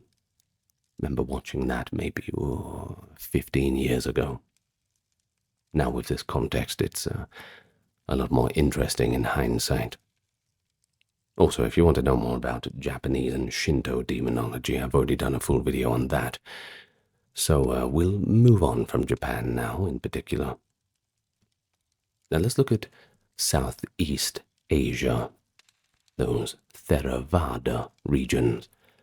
In countries like Thailand, Myanmar, or Burma, whatever you want to call it, Cambodia and Laos, Buddhism encountered a very animated local spirit world. The people believed in myriad ghosts and nature spirits, collectively known by names as like the Phi in Thai, or the Nats in Burmese, or the Nectar in Cambodian. These range from the souls of tragically deceased humans to ancient tree-dwelling guardians. Many were considered to be dangerously capricious, or even downright malicious. I'm a poet, I didn't even know I was. Theravada Buddhism, being non-theistic, did not explicitly endorse these beliefs in its scriptures. Yet the religion bent to accommodate them, at least in practice. Now, the result is a rich syncretism where a devout Buddhist might take refuge in the triple gem and also hang amulets to appease local ghosts in his rafters. For example, Myanmar's 37 Nat spirits include Princess Peacock Maid and the Lord of the Great Mountain, both essentially ghosts of historical figures who met violent deaths and were elevated to divine status. Burmese kings long ago canonized, I suppose we can use that word, these Nats, and even hosted state ceremonies to propitiate them, recognizing that fear of demons was a social reality that certainly needed to be addressed and managed. And to this very day, you can visit Mount Popa in Myanmar and find a shrine to the Mahagiri Nats, where worshippers offer coconut and bananas to keep those volatile spirits happy. Burmese Buddhist doctrine might label such beings as petas or hungry ghosts or even low devas, but in popular religion they are simply nats, not quite Buddhas, not quite demons, but certainly powerful invisible neighbors who must be respected. Well, what about Cambodia? Well, if we go there, we find a detailed classification of pretty nasty spirits that almost parallels an ethnography of the demonic. There are the Kmok, or ghosts of the dead, the Pret and Besak, which are particularly vicious demons born of those who died by violence or great sin. The Arak, often female evil spirits that cause illness, and the local Nektar, guardian genie of particular locales like a banyan tree or a crossroads. Cambodian villagers traditionally believe all these spirits demand proper respect and offerings. If neglected or insulted, they wreak havoc with illness, accidents, or madness. So where exactly does Buddhism enter the picture? Well, rather than refute these beings, Cambodian Buddhism supplies the means to contain and coexist with them. Monks are often invited to homes not just for blessing of the living, but explicitly to chant away angry spirits. They recite sutras believed to nullify wandering ghosts with loving kindness and truth. But in more severe cases, a monk or a ritual specialist might perform a rite to trap a demon in a bottle or negotiate a truce. The Kru, that is one of the names for these ritual specialists, prepares a protective charm and a few amulets inscribed with Pali syllables or Buddha images to shield individuals from spirit attacks.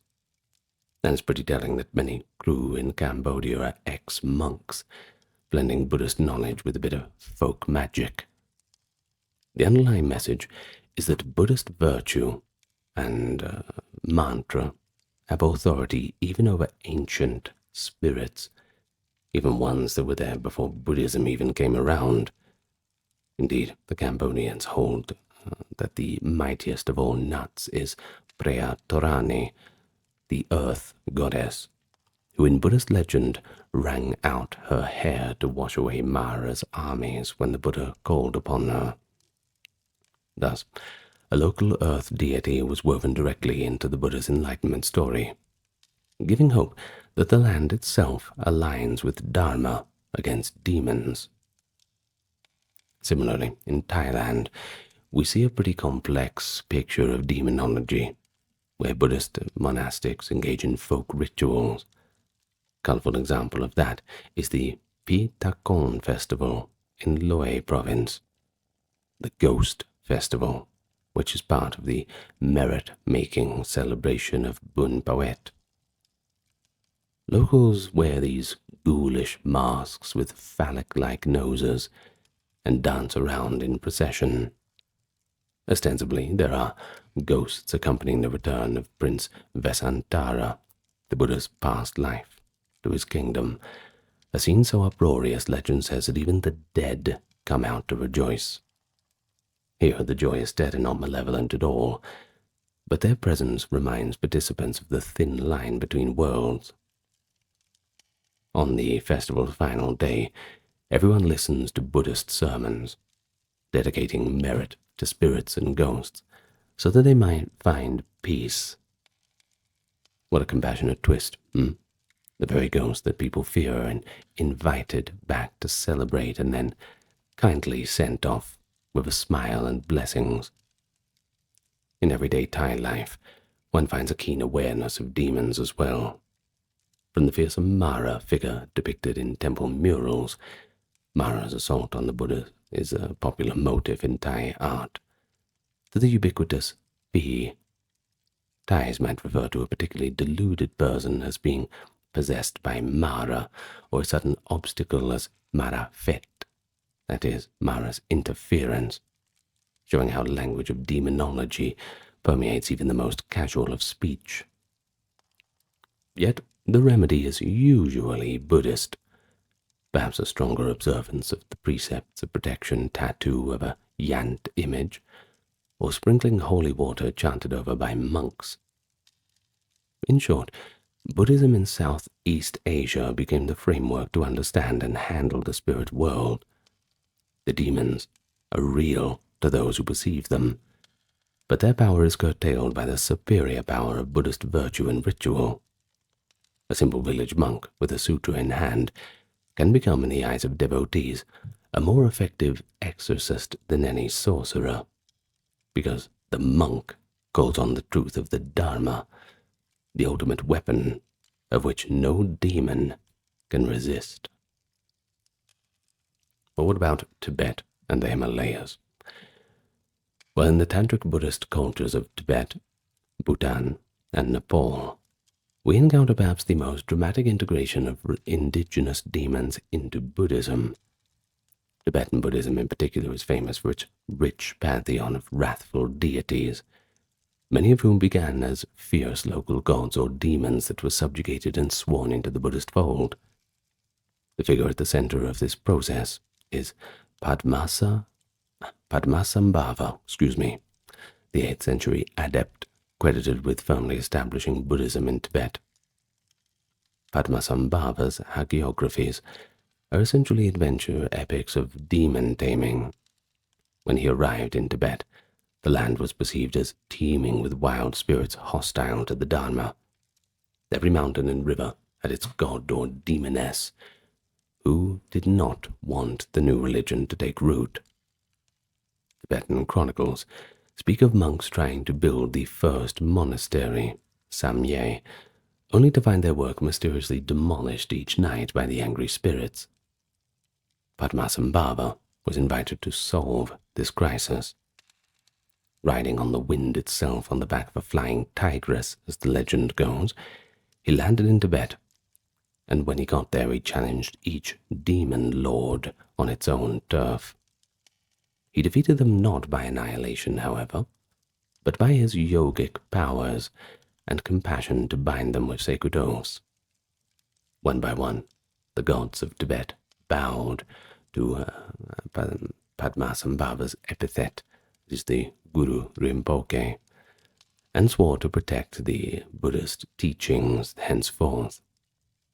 This included terrible entities like Gyalpo spirits, that is, vindictive kings, ghosts, and Mamo demons, all forced to kneel. Most famously, Tibetan lore speaks of the Supine demoness, who was believed to be the very land of Tibet itself. The geomantic story goes that Tibet's landscape resembled a giant demoness reclining across the plateau, preventing the construction of central temples. Padmasambhava and the Tibetan king together performed a grand geomantic ritual. 12 temples were built on specific pressure points of the demoness's body: shoulders, hips, knees, hands, feet, elbows, and these all pinned her down. Only then could the great Jokang temple be completed at her heart in Lhasa, and the Samye monastery over her navel. Far from seeing this as a literal murder of the earth spirit, Tibetans interpreted it as the transforming of the land's energy, taming the demoness so that her life force became aligned with Buddhist auspiciousness. And indeed, Tibetan tradition holds that once subdued, the demoness became a protectress of the Dharma. Her very body's ley lines turn into meridians of Buddhist power. Well, ever since Padmasambhava's time, Tibetan Buddhism has maintained a rich practice of demon-binding rituals. Monasteries have entire cycles of ceremonies to exorcise harmful spirits or enlist local deities as guardians. For instance, the elaborate tantric dances, cham, often feature costumed monks in terrifying masks performing the roles of the Dharmapala, that is, protective deities who subdue demons. These masked dancers were in part a message to the local populace. Moreover, the, the frightening forces you fear are somewhat under the enlightened control of the monks, Now, moreover, many of Tibet's wrathful meditation deities, such as Mahakala, Yamantaka, and Palden Lamo, have origin stories where they were once bloodthirsty gods or demons who were converted by great masters or vowed to defend the Buddha's doctrine. A striking case is that of Payar, originally a rogue deity captured by Padmasambhava and sworn into service. Payar becomes the oracular deity of the Nechong monastery, advising the Dalai Lamas through trances, a demon turned oracle by Buddhist sorcery. Padmasambhava is said to have hidden countless terma, that is, treasure texts for future ages, each guarded by a spirit whom he bound under oath to preserve and later reveal the teachings. And thus, in Tibet, the line between demon and protector is especially thin.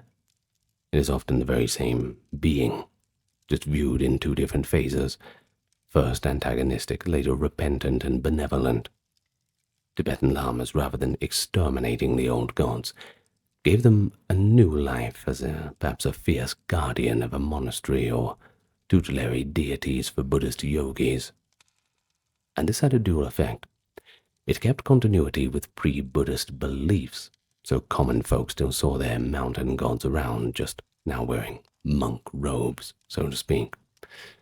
But it also illustrated the Mahayana ideal that no sentient being, not even a demon, is unreachable by compassion. Well, that being said, Tibetan culture retained a healthy respect for the troublesome nature of demons. Village shamans and monks alike perform rites to this day to appease landlord spirits or expel malicious influences. One fascinating tantric rite is Jod, the cutting practice, where a yogi visualizes inviting all demons and ghostly, hungry ghosts to a feast.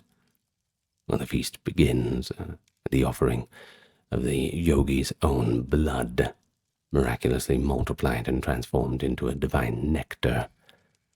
The demons, sated and quite delighted, either become friends or at least leave the yogi alone thereafter. Here again we see the principle of confrontation through fearlessness and generosity. The practitioner literally confronts inner and outer demons by offering them compassion instead of fear. Such practices show the psychological insight of Tantric Buddhism. The hardest demons to subdue are one's own fear and one's own ego. By feeding the demons, one robs them of terror. And that's a pretty profound twist. The demon that was an obstacle becomes the very means to one's spiritual growth. Well, by now, it's pretty clear that Buddhist demonology operates on quite a few different levels. There are the flesh and blood demons of folklore, taken quite literary by ordinary folk. But as you get into the Buddhist philosophy, you see that demons are also rich metaphors for psychological states and cosmic truths. Different Buddhist schools articulate this differently, yet all concur on the ultimate goal, that is to recognize demons for what they truly are, often manifestations of our own ignorance or karma. In Theravada Buddhism, the Abhidharma philosophy doesn't comment on goblins and ogres per se, but instead it analyzes experience into mental and physical phenomena. From this view, a demon troubling you is either an unseen being within samsaric existence or a projection of your mind, in both cases conditioned by causes. Now, the Abhidharma lists various realms of existence, and that includes a ghostly realm and hell realm, so it leaves room for those fiery-eyed petas and yaksas, but it doesn't dwell on them.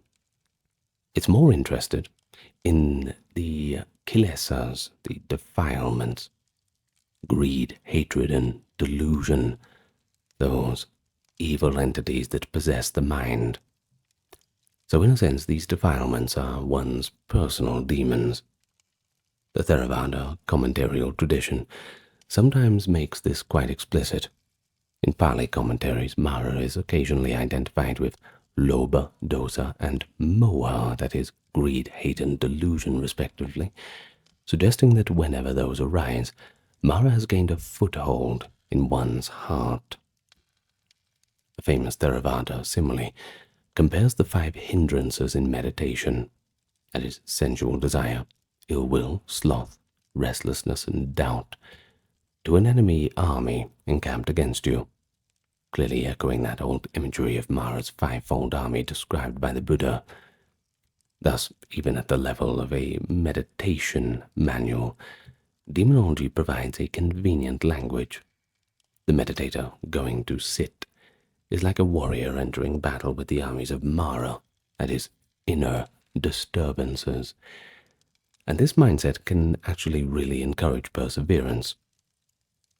Think about it, a thought from the Buddha in the Padana Sutta, saying, "Better I die in battle now than live on defeated." Well, a meditator is urged to have similar courage against the demon of doubt or torpor. Now that's a dramatic personification, certainly, but it drives home the point that spiritual practice requires Herculean effort. It's not easy. It's not a one and done. No one clicks their fingers and gets enlightened. And no one gets enlightened by mistake. Well, Mahayana Buddhism takes the psychological interpretation of demons even further than that. The Yogacara school, for instance, suggests that all experiences are manifestations of the mind. From that standpoint, if you see a demon, it is literally a projection of some karma or mental imprint within your consciousness. Now, this doesn't mean that you can instantly just think it away. Karma has its own momentum, but it reframes the problem. The demon is in here as much as it is out there. Wherever you go, there you are, and there it is with you. One Zen story narrates a monk that was terrified by a demon that appeared in his cave each night. Finally, he worked up the nerve to address it. "Why are you here?" he asked it. And the demon replied, "I am your fear, given form. If you run, I grow. If you confront me, I will shrink." Empowered by this insight, the monk sat in meditation, turning attention inward. After some time, the demon vanished like a mist. And this is a very important tale, because it echoes the countless Buddhist teachings that our inner demons of craving, aversion, and ignorance actually create the outer demons that we perceive. But on a doctrinal level, the Mahayana texts sometimes enumerate 4 maras to drive home the omnipresence of the demonic as a metaphor. These 4 are Skandamara, the demon of the 5 aggregates; Klesamara, the demon of defilements; Mrityumara, the demon of death; and Devaputra Mara, the demon son of God, i.e. Mara as a deity. Skandamara means that our very psycho-physical constituents, that is, form, feeling, perception, consciousness, can be considered a demon in the sense that clinging to them as me or mine perpetuates samsara. And you're not going to get to nirvana like that, aren't you? Well, the old literature encourages meditators to see the aggregates as empty of self. To extend, one is seduced by the illusion of a personal self. One is under the sway of Skandamara. Well, Klesamara is a bit more straightforward. It is the personification of the afflictive emotions like greed, anger, pride, and jealousy. These are the classic inner demons that every practitioner must confront. And we might recall how Buddha in legend named Mara's daughters Tanna, craving, Arati, aversion, and Raga, passion, making plain that Mara's seductions were really just these mental poisons in disguise. Mirtu Mara, the demon of death, it symbolizes the looming fear of one's own mortality and the fact of mortality that can derail one's practice. Death is seen as a demon, not because it's evil per se, but because attachment to life and fear of death can tempt even earnest practitioners into abandoning the path. Indeed, one sutta recounts Mara approaching the Buddha when he was old and in pain, suggesting that he just give up and die. The Buddha dismisses him, resolving to teach to the very end. Finally, Devaputra Mara refers to Mara as a celestial being, essentially the lord of the desire realm, who tries to obstruct holy persons. This reminds us that even if one conquers the inner defilements, there is still the structural barrier of samsara itself, epitomized by Mara's cosmic role.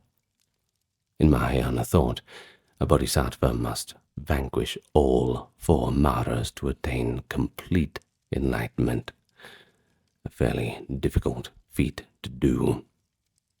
But it is notable that 3 of the 4 are clearly mental: self-illusion, fear of death, defilements, and while only one of them is an external deity, and even that external Mara is only effective if the internal conditions allow. You have to let Mara in. Thus, in a doctrinal sense, Buddhism brings even the grandest demons back to the mind. Everything is under our control. We just have to show a little bit of bravery. Now, Tantric Buddhism, that is Vajrayana, it adds another layer, deliberately utilizing demonic imagery as part of the path to purify the mind. In Tantric visualization practices, a yogi might visualize a wrathful Buddha form, let's say a ferocious deity with fangs and a crown made out of skulls. Not as something evil, though, but more of a manifestation of enlightened compassion in a very fierce clothing. Well, these images draw on the same palette as demonology. We're talking flames, weapons, severed heads. However, they are transmuted into symbols of cutting through illusion and guarding the Dharma. It's almost as if Tantra says, since people imagine demons, let them imagine an ultimate demon that is fully enlightened and ultimately on their side. Now, this harnesses the psychological power of the demonic, raw energy, fearlessness, and awe, and puts it into the service of the path of Dharma. A tantric practitioner is sometimes told to visualize every fear, every obstacle, just as a playful display of their meditation deity. If your deity is Yamantaka, the conqueror of Yama, lord of death, then death itself appears as a powerless phantom, bowing to your compassion. In effect, Tantra internalizes the demon, then eradicates it by over-identifying with a force of goodness that is even more terrifying to negativity. Now, across all these perspectives, an intriguing question emerges. Are demons real? Well, that's a little hard to say when it comes to Buddhism, because the answer that Buddhism gives us is a little bit nuanced. Yes, they are real within the conventional reality where our minds operate. Hence, the Buddha and later masters took them seriously enough to engage with them face to face. But ultimately, demons are just part of samsara. As such, they are empty of inherent existence and depend on causes and conditions, notably our own mental states. When this insight is realized, even a marauding demon army poses no true threat. Well, the Cleveland Museum's ivory carving of the Buddha defeating Mara captures this philosophically. Go and look that up. the Buddha sits unflinchingly amid a storm of demons and temptresses, because he knows that they have no inherent reality, and thus renders them completely powerless. It is a tableau of equanimity, born of wisdom. And so for Buddhist practitioners, this translates into an approach towards life's problems, our own demons, that is both pragmatic and deeply spiritual. If one is troubled by unexplainable misfortunes or psychological turmoil, one might perform rituals or seek counsel as if dealing with a real external malign force. There is benefit in that, and Buddhism provides those skillful means. But simultaneously, one is encouraged to examine one's own heart and mind, find the seeds of anger, delusion, and desire that might be manifesting as those very troubles. An ancient Buddhist commentary puts it this way: Mara seizes an untended mind, like rain enters a poorly roofed hut. The demons might get in through those little gaps, our unguarded cravings, our aversions. In the Western vernacular, we say, the devil makes work for idle hands, or the devil finds us in our weakest moments. Tending to ethics, meditation, and wisdom, that's like repairing the roof. The demons simply stay outside in the storm. And, well, just to end on a little Chinese saying, you have to repair the roof before it rains. So there you go. Demons. External manifestations of internal conflicts. Think about that. Perhaps in ending this video, you can have a little think about your own demons. What's holding you back?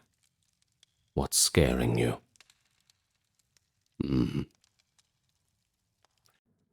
We understand Catholic demonology in fairly simple terms. Traditionally, it's fallen angels and their role in that cosmic struggle between good and evil. In fact, the very term demon, coming from daimon in Greek, originally referred to a lesser deity or a guiding spirit in pagan thought. But when the church came in, they redefined demons unequivocally as malevolent forces, opposed to God's will. From the earliest days of Christianity through the medieval and Renaissance eras, Christian thinkers grappled with questions about the origin, nature, and ultimately the activities of these malevolent spirits. It is a subject at the intersection of religion, philosophy, and even cultural history, and it offers insight into how Christians understood the presence of evil, and of course the means of overcoming it across different eras. And so today, we discuss what is Catholic demonology. We're going to walk through the topic and go slowly and explain all of the unique little eccentricities that it has. Now, the goal is to keep things academic and also keep open-minded as well, as we've done with our other explorations into demonology, folklore, religion, and the rest. So with that in mind, allow me to welcome you to the channel first. If you are new here, I invite you to hit that subscribe button. And if you want to help me out, well, the like and leaving a comment as well, like button rather, and leaving a comment certainly helps push the video out in the algorithm. Also, you may enjoy this video 100% uninterrupted. This is due to the channel being supported from Patreon, YouTube members, the occasional PayPal or Super Thanks donation, those who checked out the merch store, and of course your kind word of mouth. Thank you very much. And if you would like to have a look at those links, the relevant links will be in the pinned comment, video, and channel description. Now, with all that being said and welcomes out of the way, as is good manners and custom, let us begin. Of course, we have to build our knowledge of Catholic demonology from the foundations that the Church had set in those early times, when Christian thinkers first defined demons in contrast to both biblical revelation, but also the surrounding pagan culture. You see, in Christian understanding, demons were not autonomous deities or equal rivals to gods, as some dualistic sects like the Manichaeans did imagine, but rather they were fallen angels. You see, they were created good by God, yet they chose to rebel, thereby becoming evil.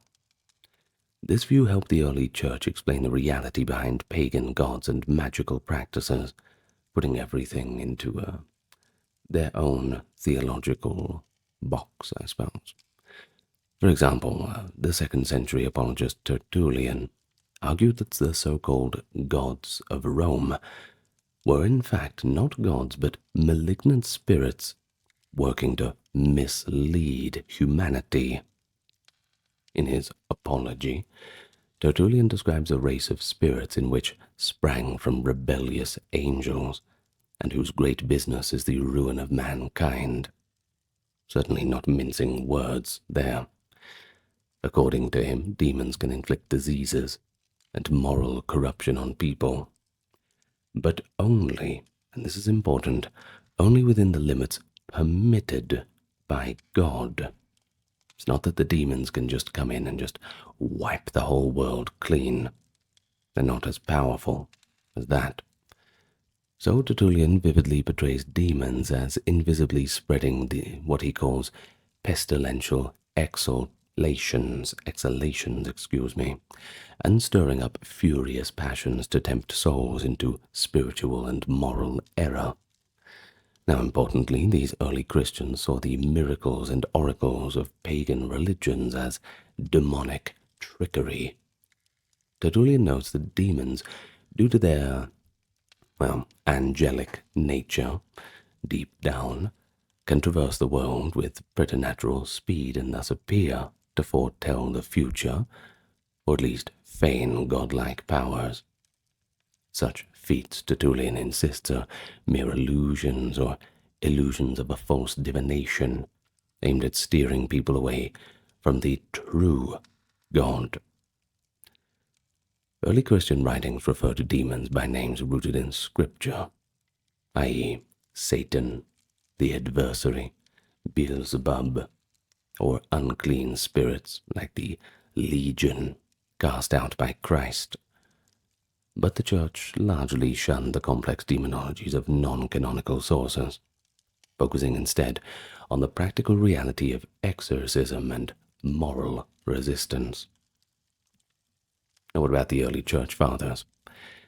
Well, they often framed the Christian mission as a struggle to liberate humanity from demonic deception, very much a battle of good and evil in the most simplistic sense. St. Paul's declaration that pagans, quote, sacrifice to demons and not to God, that's in 1 Corinthians 10:20, was taken quite literally. The idols of antiquity were thought to harbor evil spirits. Christian apologists like Justin Martyr and Lactantius claimed that the pagan gods of Rome and Greece were actually just demons in disguise. Well, this polemical stance both asserted the supremacy of Christ, but also explained the persistence of idolatry as the result of diabolical influence.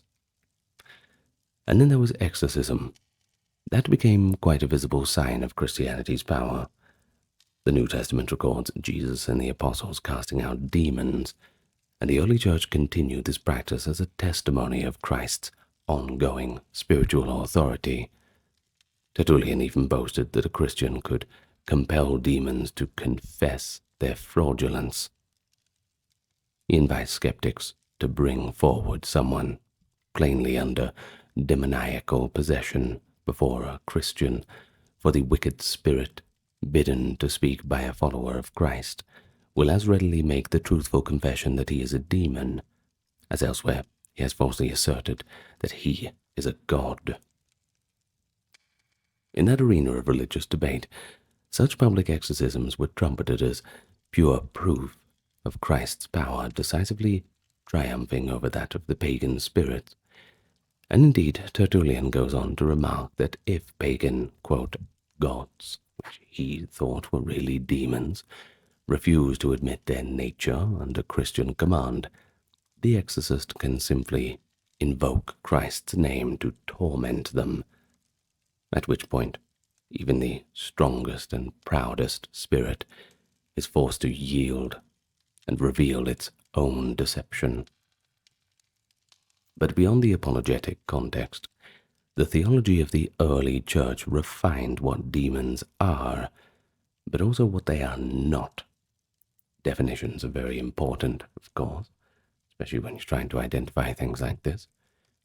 St. Augustine of Hippo, as the 4th to the 5th century, strongly influenced later demonology with his synthesis of biblical teaching and classical philosophy. In his work, The City of God, Augustine refutes the pagan notion that some demons might be good. Of course, when we say pagan, we are pretty much using this as a blanket term for anything that is not Christian. That is basically what the use was.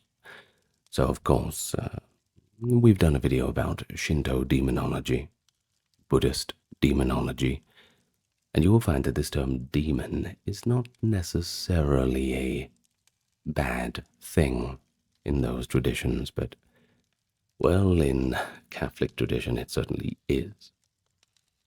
And anyway, he emphasizes,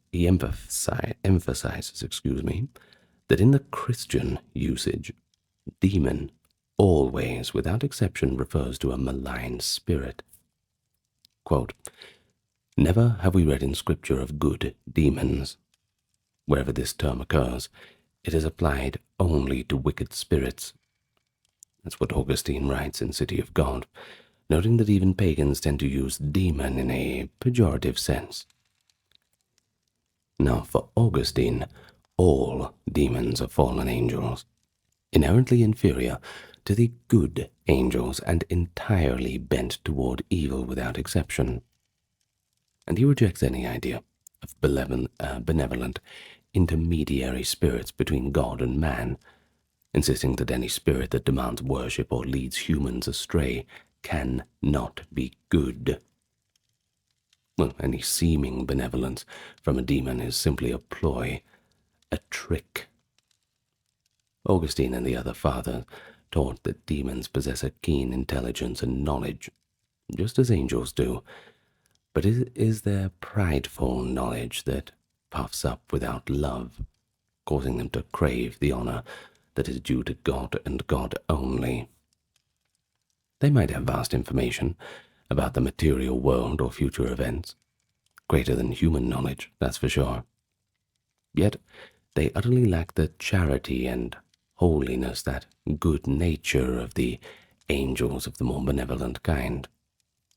And this explains why demons, though metaphysically powerful, are morally depraved and ultimately self-defeating. Their pride and malice ensure their downfall under God's judgment. So in practice, early Christians took quite a bit of comfort in the belief that Christ's victory had definitively constrained demonic power. The ability to cast out demons was understood as a sign given to believers. It is Mark 16:17 for your reference, not just to apostles. Origen, an illustrious 3rd century theologian, noted that even, quote, the simplest and rudest of the faithful could sometimes cast out demons by a mere prayer or adjuration in Christ's name. He offered this as evidence of the power of Christ's grace and the inability of demons to resist it. The Church even developed an institutional ministry of exorcism. By the mid-3rd century, a minor clerical order of Exorcists was established. Pope Cornelius even mentions it in a letter, circa 251, that at Rome there were 52 exorcists, readers, and doorkeepers serving the Christian community. Now, candidates for baptism, that is also known as catechumens, underwent repeated exorcisms as part of their preparation, a practice codified by regional councils by the late 4th century. The Council of Carthage, for example, in 398, prescribed that catechumens be exorcised daily in the lead-up to baptism. So in those rites, the catechumen explicitly renounced Satan and all of his works, a ritual still echoed in baptismal liturgies today. And measures like this show how tangible and present the threat of demons were to the early church. But at the same time, they reveal the church's confidence in their own methods, that Christ equips even ordinary believers to tread on serpents and scorpions through faith. A reference to Luke 10:19 there. Early Mosaic literature likewise contributed to colorful anecdotes that shaped Catholic demonology. The Desert Fathers, devout monks in the Egyptian wilderness, left accounts of fierce spiritual warfare with demons. The life of St. Anthony the Great, written by St. Athanasius in the 4th century, became a classic portrayal of a holy man wrestling with demonic forces. Anthony retreats into the desert to seek God, only to be assailed by the, quote, enemy of mankind, with terrifying visions and physical attacks. In one famous episode, a multitude of demons beat Anthony nearly to death in a tomb. When a friend found him wounded, he carried Anthony out, only for the stubborn monk to revive and demand to be taken back to continue the fight. I didn't hear no bell. Well, that night the demons swarmed again, appearing in the shapes of wild lions, snakes, bulls, and creeping things that filled the ruined fortress with roaring and hissing. Though in intense pain, Anthony did not lose his faith. He shouted at the evil spirits, quote, if there had been any power in you, it would have sufficed had one of you come. But since the Lord hath made you weak, you attempt to terrify me by numbers. According to Athanasius, Anthony's courage and prayer caused a ray of divine light to break through the roof, scattering the demons.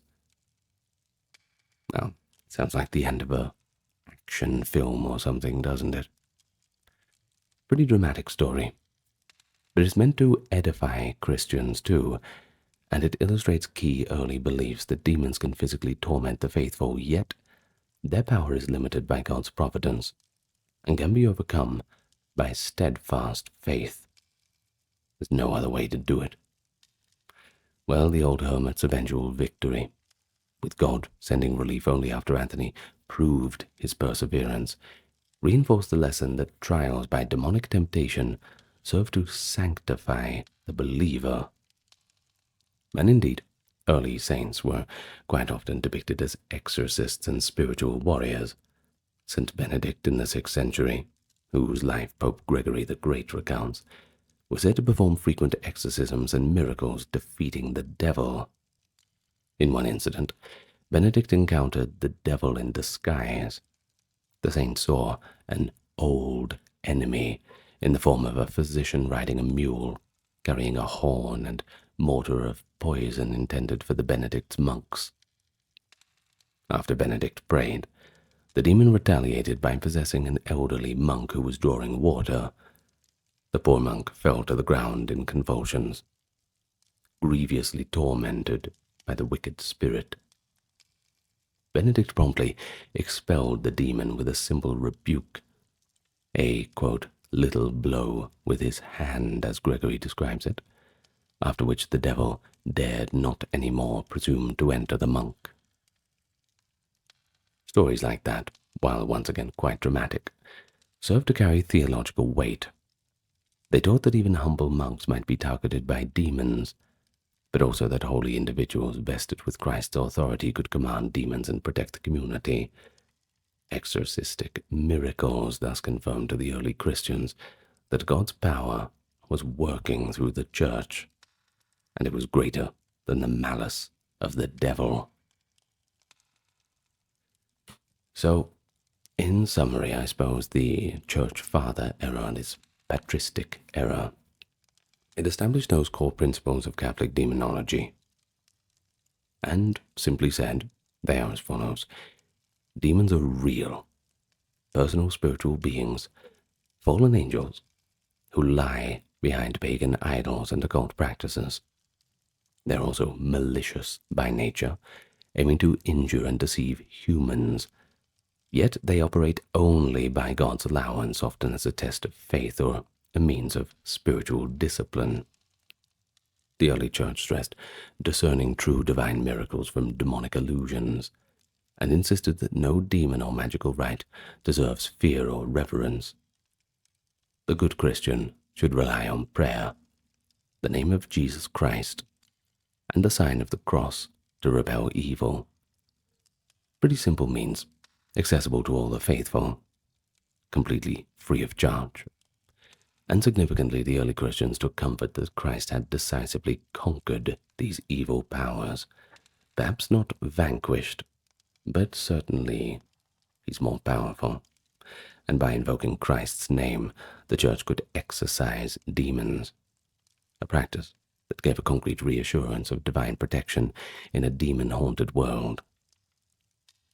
This foundational understanding from Scripture and the Church Fathers would remain in place, even as later centuries added new questions and elaborations to Catholic demonology. Think about it like this.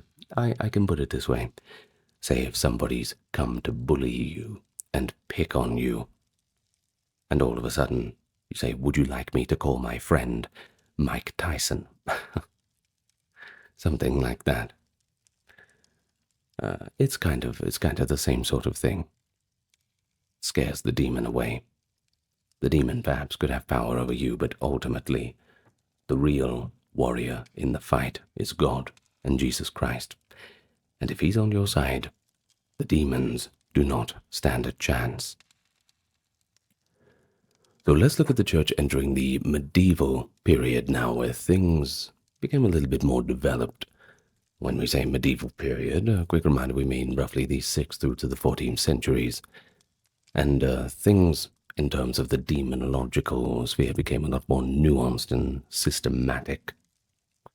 You see, Christianity had become firmly the dominant faith in Europe, and the context shifted from combating overt paganism rather to addressing heresies, popular superstitions, and the subtle moral temptations of a Christian society. Medieval theologians, especially in the scholastic tradition, probed the capabilities and limitations of demons with great intellectual rigor. At the same time, folklore about witches, fairies, and spirits percolated among the population, eventually forcing the Christian church authorities to clarify how much power demons could wield in the mundane world. Thus, medieval Catholic demonology was characterized by both high-level theological debates and practical pastoral concerns, like distinguishing a case of demonic possession from mental illness or fraud. One towering figure, of course, is St. Thomas Aquinas of the 13th century, whose work, Summa Theologica, remains a cornerstone for Catholic teaching on angels and demons. Really a must-read. If you want some homework, well, I wouldn't be so cruel to give you the homework of reading the entire Summa Theologica. But if you are keen in the topic, why not? Go and buy a copy of it. And get a physical copy. It's so much better than digital. Well, Aquinas carefully considered how demons operate within the orderly universe under the governance of God. He agreed with Augustine that demons are indeed angels who fell through pride, and thus they retain their angelic intellect and powers, though now perverted towards evil ends. A recurring theme in scholastic demonology is the sovereignty of God over demons. Aquinas emphasized that while demons do tempt and harass humans, they do so only as God permits, never escaping the divine providential order. In one section of the Summa Theologica, Aquinas asks quite plainly, are men assailed by demons? And he answers even more plainly, yes. He cites scripture for this, Ephesians 6:12, quote, our wrestling is against the spirits of wickedness in high places. But he also clarifies that this combat unfolds under the governance of the spiritual authority. The assault itself is due to the malice of the demons, Aquinas writes, who through envy endeavor to hinder man's progress. But the ordering of the assault is from God, who knows how to make orderly use of evil by ordering it to good. In other words, every demonic temptation or trial can ultimately benefit a Christian by spurring spiritual growth and merit. That is, of course, as long as one resists. Medieval theology thus continued the optimistic strain that even the devil's attacks play into God's greater plan, refining fire for the faithful. What doesn't kill you makes you stronger. Aquinas and other scholastics also delineated what demons cannot do, to avoid attributing them to powers belonging to God alone. Following Augustine's skepticism of pagan magic, Aquinas taught that demons are incapable of true miracles. You see, a miracle, defined in the strict sense as an event beyond the natural order, and only God can suspend or alter fundamental laws of nature. Demons, being creatures, cannot create or fundamentally transform matter. They can only manipulate what already exists in nature, and often only by affecting the perception. So Aquinas echoed Augustine's conclusion that, for example, a demon cannot literally turn a human being into an animal, no matter what tales of sorcery we were told.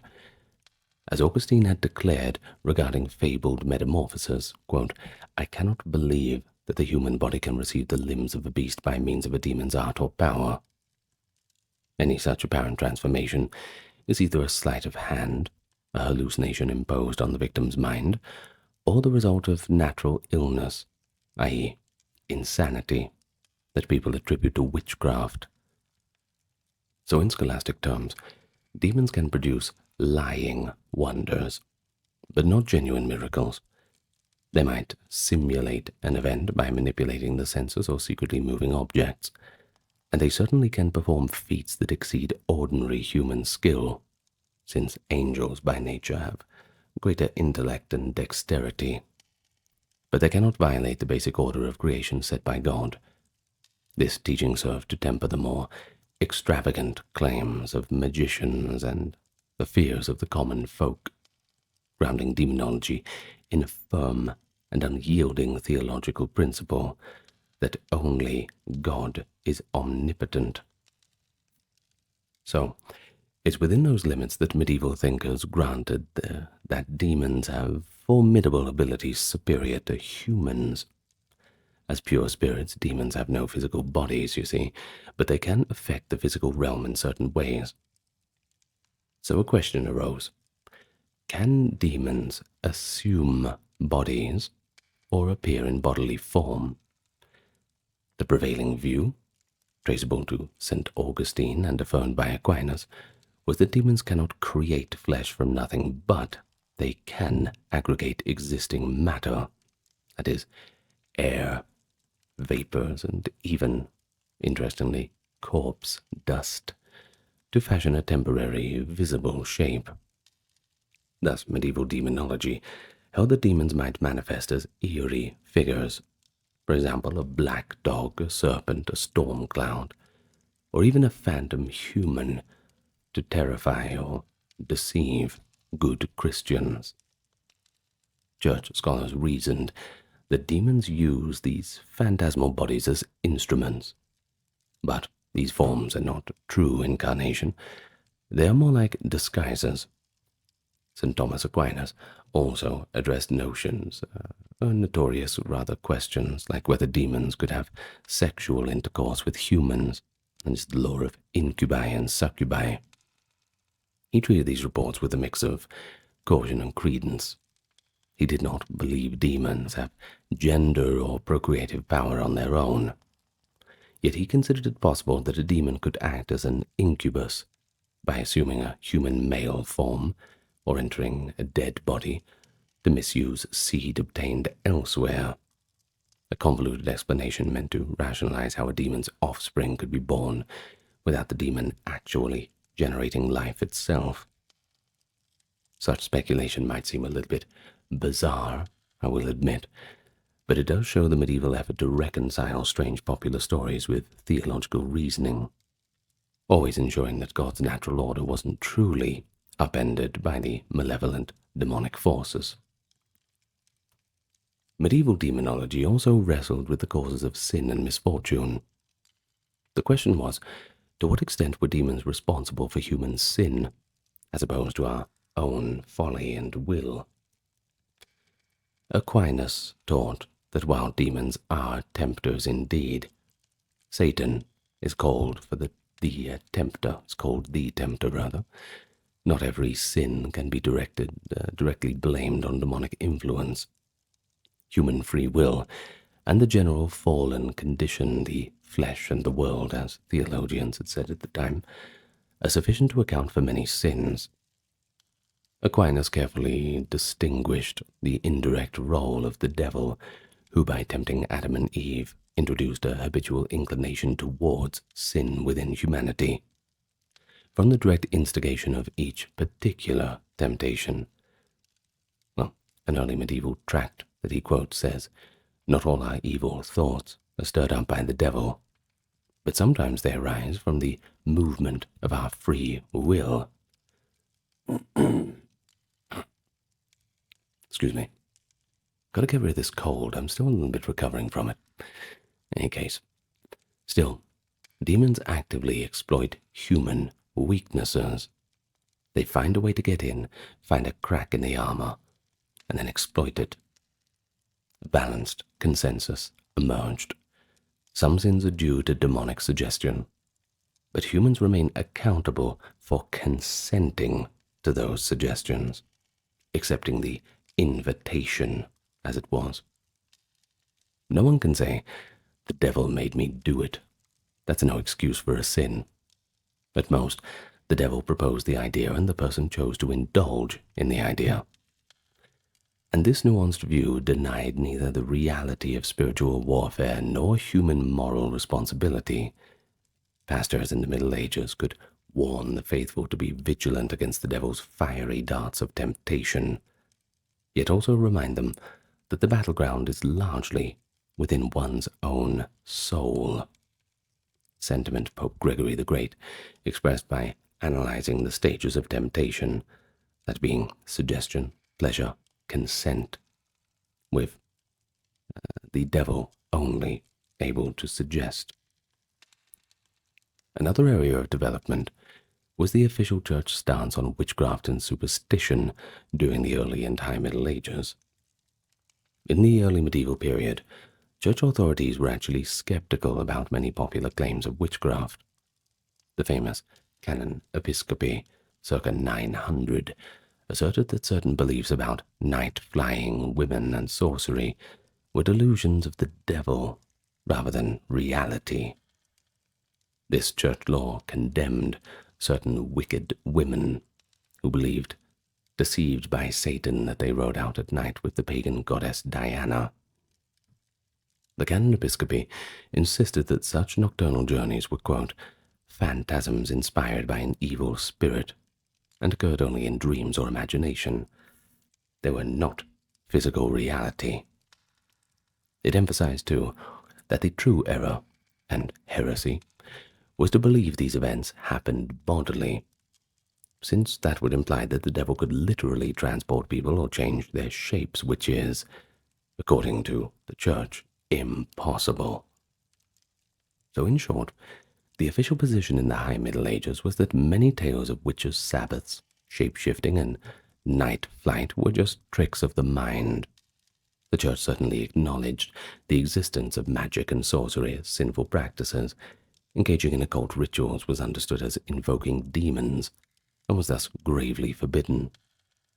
But Church doctrine for a long time held that the more outlandish feats attributed to witches were usually illusory, the result of Satan deceiving the senses. And in practice, that meant that medieval churchmen often treated alleged witches more as deluded sinners in need of penance than as powerful conspirators in league with the devil. Well, this is of course a view that began to shift in the later medieval period, 14th to 15th centuries, as Europe suffered plagues, war, social unrest, and as deviations from orthodoxy, that is, heresies, sparked fears of satanic influence. By the 1400s, authorities in both church and state were increasingly convinced that a virulent threat of witchcraft was lurking within Christendom itself. The Church's stance evolved from denying the physical reality of witchcraft to aggressively rooting out suspected witches, who were now assumed to truly be in league with the devil himself. Now, the key turning point was the papal bull Summus Desiderantes Affectibus, issued by Pope Innocent VIII in 1484. Now, this document effectively affirmed that many people in Germany abandoned themselves to the devils, incubi and succubi, and by their, quote, incantations, spells, conjurations, and other accursed charms had caused great harm to people, animals, and the fruits of the earth. The Pope lamented that these witches had even hindered women from conceiving and men from performing the conjugal act, a clear nod to the carnal aspect of witch lore. But do imagine if you're a bloke having a malfunction. You just blame it on the devil instead. Interesting excuse. Well, the Pope appointed inquisitors, notably Dominican friars Heinrich Kramer and James Sprenger, to extirpate this threat, explicitly ordering local bishops to cooperate. The bull essentially overrode any remaining clerical hesitation about witchcraft by declaring that a grave and real danger was afoot, and that disbelief in it was unwarranted. And so, by the end of the medieval era, then, Catholic demonology had broadened from a mainly theological discourse into a legal and social one. Demonology became intertwined with the prosecution of witches and pastoral care of those affected by evil spells. In 1486 to 87, Kramer and Sprenger published the infamous Malleus Maleficarum, the Hammer of the Witches. It was a comprehensive handbook on witchcraft and demonology, a how-to book on finding evil. The text leaned heavily on earlier theology, citing Scripture, Aquinas, Augustine, etc., but took a markedly extremist and alarmist tone. The Maleficarum argued that disbelieving in the power of witches was itself a form of heresy, forcefully reinterpreting the canon episcopi. The authors acknowledge the canon's point that some alleged experiences, like Diana's ride, are illusions, but they do insist that it's very greatly erroneous to assume that all effects of witchcraft are imaginary. They quote Aquinas and church tradition to bolster the claim that, quote, devils have power over the bodies and minds of men when God allows them, and that throughout history, saints and doctors have taught the reality of sorcery and demonic compacts. Therefore, the Malleus contends, those who say witchcraft does not exist contradict the obvious meaning of the canon, and are effectively opening the door to the devil by their skepticism. Treatise exhaustively catalogues how witches allegedly form pacts with Satan, sealed by abjuring the faith and deviant sexual rites. Those who attend nocturnal Sabbaths and work magical harm with the help of the devil himself. While much of this went beyond provable reality, its influence was tremendous. It provided the theological and pseudo-legal blueprint for witch trials in Catholic and Protestant regions for the next century or more. Well, in sum, medieval Catholic demonology maintained continuity with earlier traditions, affirming demons as real and dangerous, yet limited beings, while elaborating finer details and responding to new fears. The scholastics provided intellectual rigor, defining the boundaries of demonic capability and emphasizing God's ultimate control, even in demonic assaults. Meanwhile, evolving social conditions pushed the Church to address the phenomenon of witchcraft more directly, leading, by the 15th century, to an official stance that took alleged diabolic witchcraft very seriously. We all know what happened when they took that very seriously. Well, by the close of the Middle Ages, the stage was certainly all set for an era of intense witch hunting and further theological reflection in the Renaissance. So, 15th to the 17th centuries, the Renaissance era, overlapping with the Middle Ages and the dawn of the early modern period, saw an intensified and highly systematized interest in demonology within the Catholic world. It was an era marked by both intellectual flowering, renewed study of ancient texts, humanism, and the beginnings of experimental science, but also by religious turmoil. The Protestant Reformation, and in some cases, fed a heightened fear of the demonic. Well, Catholic demonology in the Renaissance built upon the medieval foundations, but became more codified in manuals, exorcism rituals, and classification schemes. The tone could be at once scholarly and sensational, as theologians and inquisitors attempted to catalogue the activities of Satan's kingdom in almost bureaucratic detail. One development was the effort to classify demons by rank and function, mirroring the heavenly hierarchy, drawing from biblical hints in the writings of Pseudo-Dionysius, who had outlined 9 choirs of angels, by the way. Demonologists reasoned that the fallen angels would retain a similar hierarchy in hell. The Malleus Maleficarum itself cites how many doctors agreed that there are distinct orders of demons, just as there are of angels. Later Catholic writers like Peter Binsfield, a 16th century bishop, even attempted to list chief demons associated with the 7 deadly sins, i.e. Lucifer for pride, Asmodeus for lust, and so on. A creative, if not strictly scriptural exercise. Well, others, such as Sebastian Michaelis in the early 17th century, recorded elaborate demonic hierarchies purportedly revealed during exorcisms.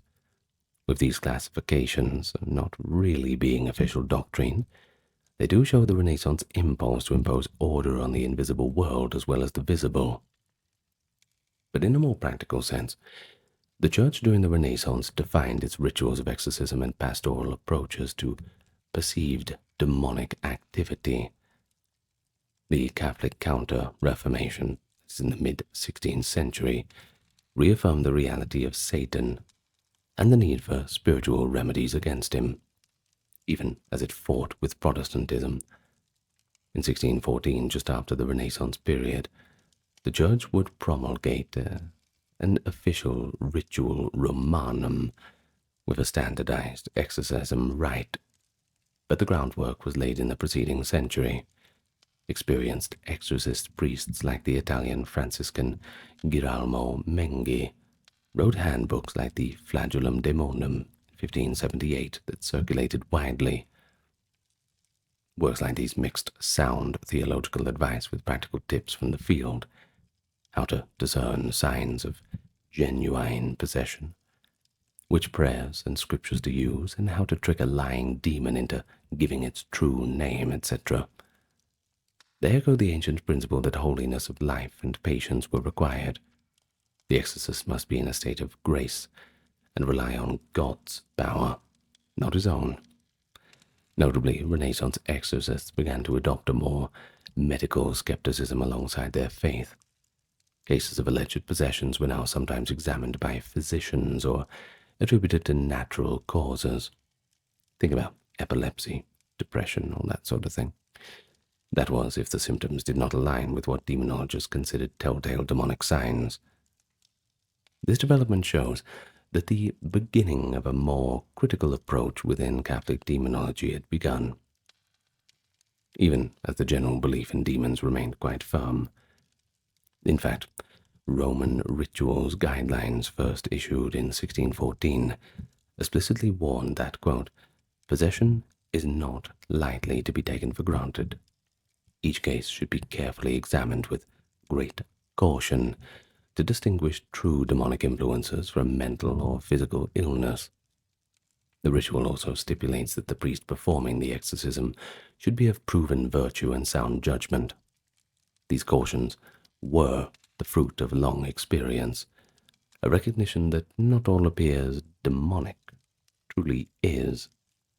Sometimes the Church must be credulous within these matters. Meanwhile, Renaissance curiosity about magic and the occult was running high. Some intellectuals pursued astrology, alchemy, and hermetic mystical arts as a kind of esoteric science, a trend that, well, the Church was not quite happy with. When the Inquisition condemned works such as those of Heinrich Cornelius Agrippa, who championed occult philosophy, and later Giordano Bruno, executed in 1600 in Rome in part for dabbling in forbidden divination, viewing these as veiled forms of demonolatry. Not demonology, but demonolatry, that is, kind of like idolatry, but idolizing demons. Now, Catholic demonologists maintained that what practitioners might call natural magic or communication with pagan spirits was effectively communication with demons, since any invocation of preternatural forces apart from God's will was presumed to invoke fallen angels. Thus, the Church responded to Renaissance occultism with the same vigilance it applied to witchcraft. Now, at times, demonology even entered diplomatic and courtly spheres. A demon's supposed endorsement or revelation might be used to sway public opinion or discredit enemies. Catholic and Protestant leaders alike were prone to interpret each other's successes or misfortunes in demonological terms. For instance, Catholic polemicists claimed that some Protestant founders were inspired by devils of heresy, while Protestants branded the Pope himself as an agent of Satan. But despite their theological differences, both sides participated in the era's witch trials and executions, well, exorcisms as well too, showing that the belief in the demonic transcended confessional lines. The late 16th and 17th centuries also witnessed some of the most famous, or perhaps infamous, possession cases in Catholic Europe, often involving multiple demoniacs. For example, the 1580s and 1590s saw well-publicized incidents like the possessed nuns of Alchon in France, and a few decades the Loudun possessions in the 1630s. In such episodes, whole covenants or communities seemed to erupt in demonic affliction, and exorcisms became public spectacles. The Catholic authorities sometimes regarded these phenomena as tests of faith, or even opportunities. A successful exorcism that delivered a person from a violent demon could galvanize popular faith in the Church. And it was reported, for instance, that during the exorcisms of Nicole or Nicola Aubry, a French woman possessed in 1565, the demons within her were forced to affirm Catholic doctrine, including the real presence in the Eucharist, right in front of the Protestant witnesses, thus serving an unwitting catechists for counter-reformation. Very convenient, I suppose. Well, while such claims were obviously polemical, they do reveal how demonology and the religious conflict of the age could intersect. And then there's the Spanish Inquisition. Though generally more skeptical of witchcraft than its northern European counterparts, did conduct major witch trials in the Basque region from 1609 to 1614, when local panic about a witch's Sabbath erupted. Notably, the chief inquisitor, Alonso de Salazar Frias, ultimately found no solid evidence of demonic conspiracy and reported that many accusations were baseless. His level-headed investigation effectively halted the witch hunt craze in that area and earned him a reputation as an early critic of witch hunts. Such instances show that even at demonology's high tide, there were certainly voices of reason within the Catholic world. But amid all these currents, the Catholic mystics and saints of the Renaissance period continued to treat demons as literal, but ultimately impotent enemies in the spiritual life. For example, St. Teresa of Avila, 1515 to 1582, wrote of occasional harassments by devils during her contemplative prayer. She reported that the devil would cause frightening noises or apparitions to distract her, even once appearing in a grotesque form at the foot of her bed. Teresa, a level-headed mystic, famously quipped to the apparition, "I do not fear you. After all, you can do nothing but what God permits." And she noted that an ordinary gesture, like making the sign of the cross or sprinkling holy water, would swiftly banish the malign presence. Her contemporary, St. John of the Cross, likewise taught that the devil can sometimes afflict spiritually advanced souls with aridities or scruples. But the faith and love of God are impenetrable armor. Such voices helped maintain a healthy perspective, focusing on God rather than giving undue attention to Satan's antics. But they also balanced the more sensational tales of the witch hunters, with reminders of the interior, everyday battle against temptation that every Christian must wage. And so by the close of the Renaissance, Catholic demonology had amassed a large body of literature, from learned theological disputations to lurid witch hunter manuals. But it had also begun to temper itself with a bit of caution and spiritual depth. The excesses of the witch craze gradually provoked backlash. Within a few decades after 1600, witch trials subsided in many Catholic regions, and more rationalist critiques of witch hunting emerged. Now, just for one example, the Jesuit Frederick Spee's Cortio Criminalis in 1631 argued forcefully against the trials. That's a brave thing to do in the 17th century, that's for sure. Well, even as the Age of Enlightenment dawned and skepticism about demons grew, the Catholic Church never really abandoned the core of its demonology. To this very day, official rites of exorcism and teachings about angels and demons remain part of Catholic doctrine, though presented with a prudent, pastoral approach, reflecting the lessons learned over centuries. Very hard-learned lessons. So what do you think? How does it compare to the other demonological videos that we've made? It certainly has its own take on things. Of course, different, to Buddhist demonology. And of course, Islamic demonology, Shinto demonology. But it's certainly interesting in its own right. I'm sure that the story's not quite over yet. We will have some further development. And the story of Catholic demonology from the early church through the Renaissance is pretty rich. It's that blend of spiritual insight, philosophical reasoning, legal and social action, and of course, don't forget the human drama.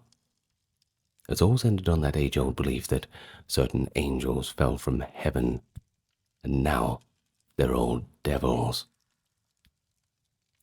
Well, despite variations in emphasis, every era upheld the fundamental views that demons are creatures neither to be worshipped in fear nor dismissed as myths. They are part of the Church's worldview, mainly to underscore the reality of evil and the greater reality of Christ's salvation. The Church doctors approach demons not with superstition or panic, but just as a theological reality to be understood and confronted with prudence. Even the entertaining anecdotes of saints battling demons carried moral and doctrinal lessons rather than just mere fairy tale-like thrills. Deeper meanings always present. So by grounding demonology in scripture and the wisdom of the Church Fathers, Catholic tradition kept one foot firmly in the world of reason and faith, even as the other foot stepped into the murky folklore of witchcraft and superstition. And as Tertullian and countless exorcists after him demonstrated, the simplest, most humble Christian can say, "Begone, Satan, by the grace of God." And the proud spirits who once masqueraded as gods must depart, humiliated. Well, indeed, Catholic demonology's aim has always been pastoral as well as doctrinal, to warn the faithful of real spiritual dangers, but even to assure them of Christ's triumph and protection. In all these variations, there is that common thread that endures. Catholic demonology is ultimately a teaching about hope, the conviction that the light conquers the darkness, and that even every manifestation of evil is subject to God's victorious power. And, well, nothing beats God. So with that being said, go and read Dante's Divine Comedy, or better yet, listen to my full reading of it. It goes for about 13 hours. I'm sure you'll find the time. Or read Paradise Lost by John Milton. Do that, and I will be very impressed. Now let me thank the top-tier patrons and supporters: Kimberly, Christine, Sally, Ember, Susan, Cameron, Carrie, Charlene, Lynn, Therese, Katiana, Nicholas, Ulfidnir, Alexander, Charles, Christine, Dr. Neuro Nerd, Erin, Jaden, Jim, Jeffrey, Jessica, Madeline, Melissa, Orthodox Review, Scott, Shell, Wendy, Josie, Sarah, Ryan, Thor, Cameron, Stefan, Kevin, HMSHH, Crystal, Talvery, Anthony, Lucy, Brandon, Gugu Bubonic, Nicholas, Craig, Neftus, Alexander, Gokhan, Dorsey, Benita, Claire, Courtesy, Carol, Robert, Mary, Bridget, Nefertari, Yvette, Miss Mochi, 11, Allison, Free American, Jennifer, Brittany, David, Cody, Brian, Are You My Mum, Rhonda, Carrie, and Katie P. Thank you all so much. And, of course, at this time I will once again bid you farewell. Thank you for watching. Make sure you are spiritually protected from any demons coming at you. And do remember that demons are nothing but physical manifestations of our inner problems. So whatever God you need to evoke to fight off those issues, I wish you all the greatest of strength. Good night, everyone. Lots of love to you all, and I will see you when you feel inclined to return. Farewell for now.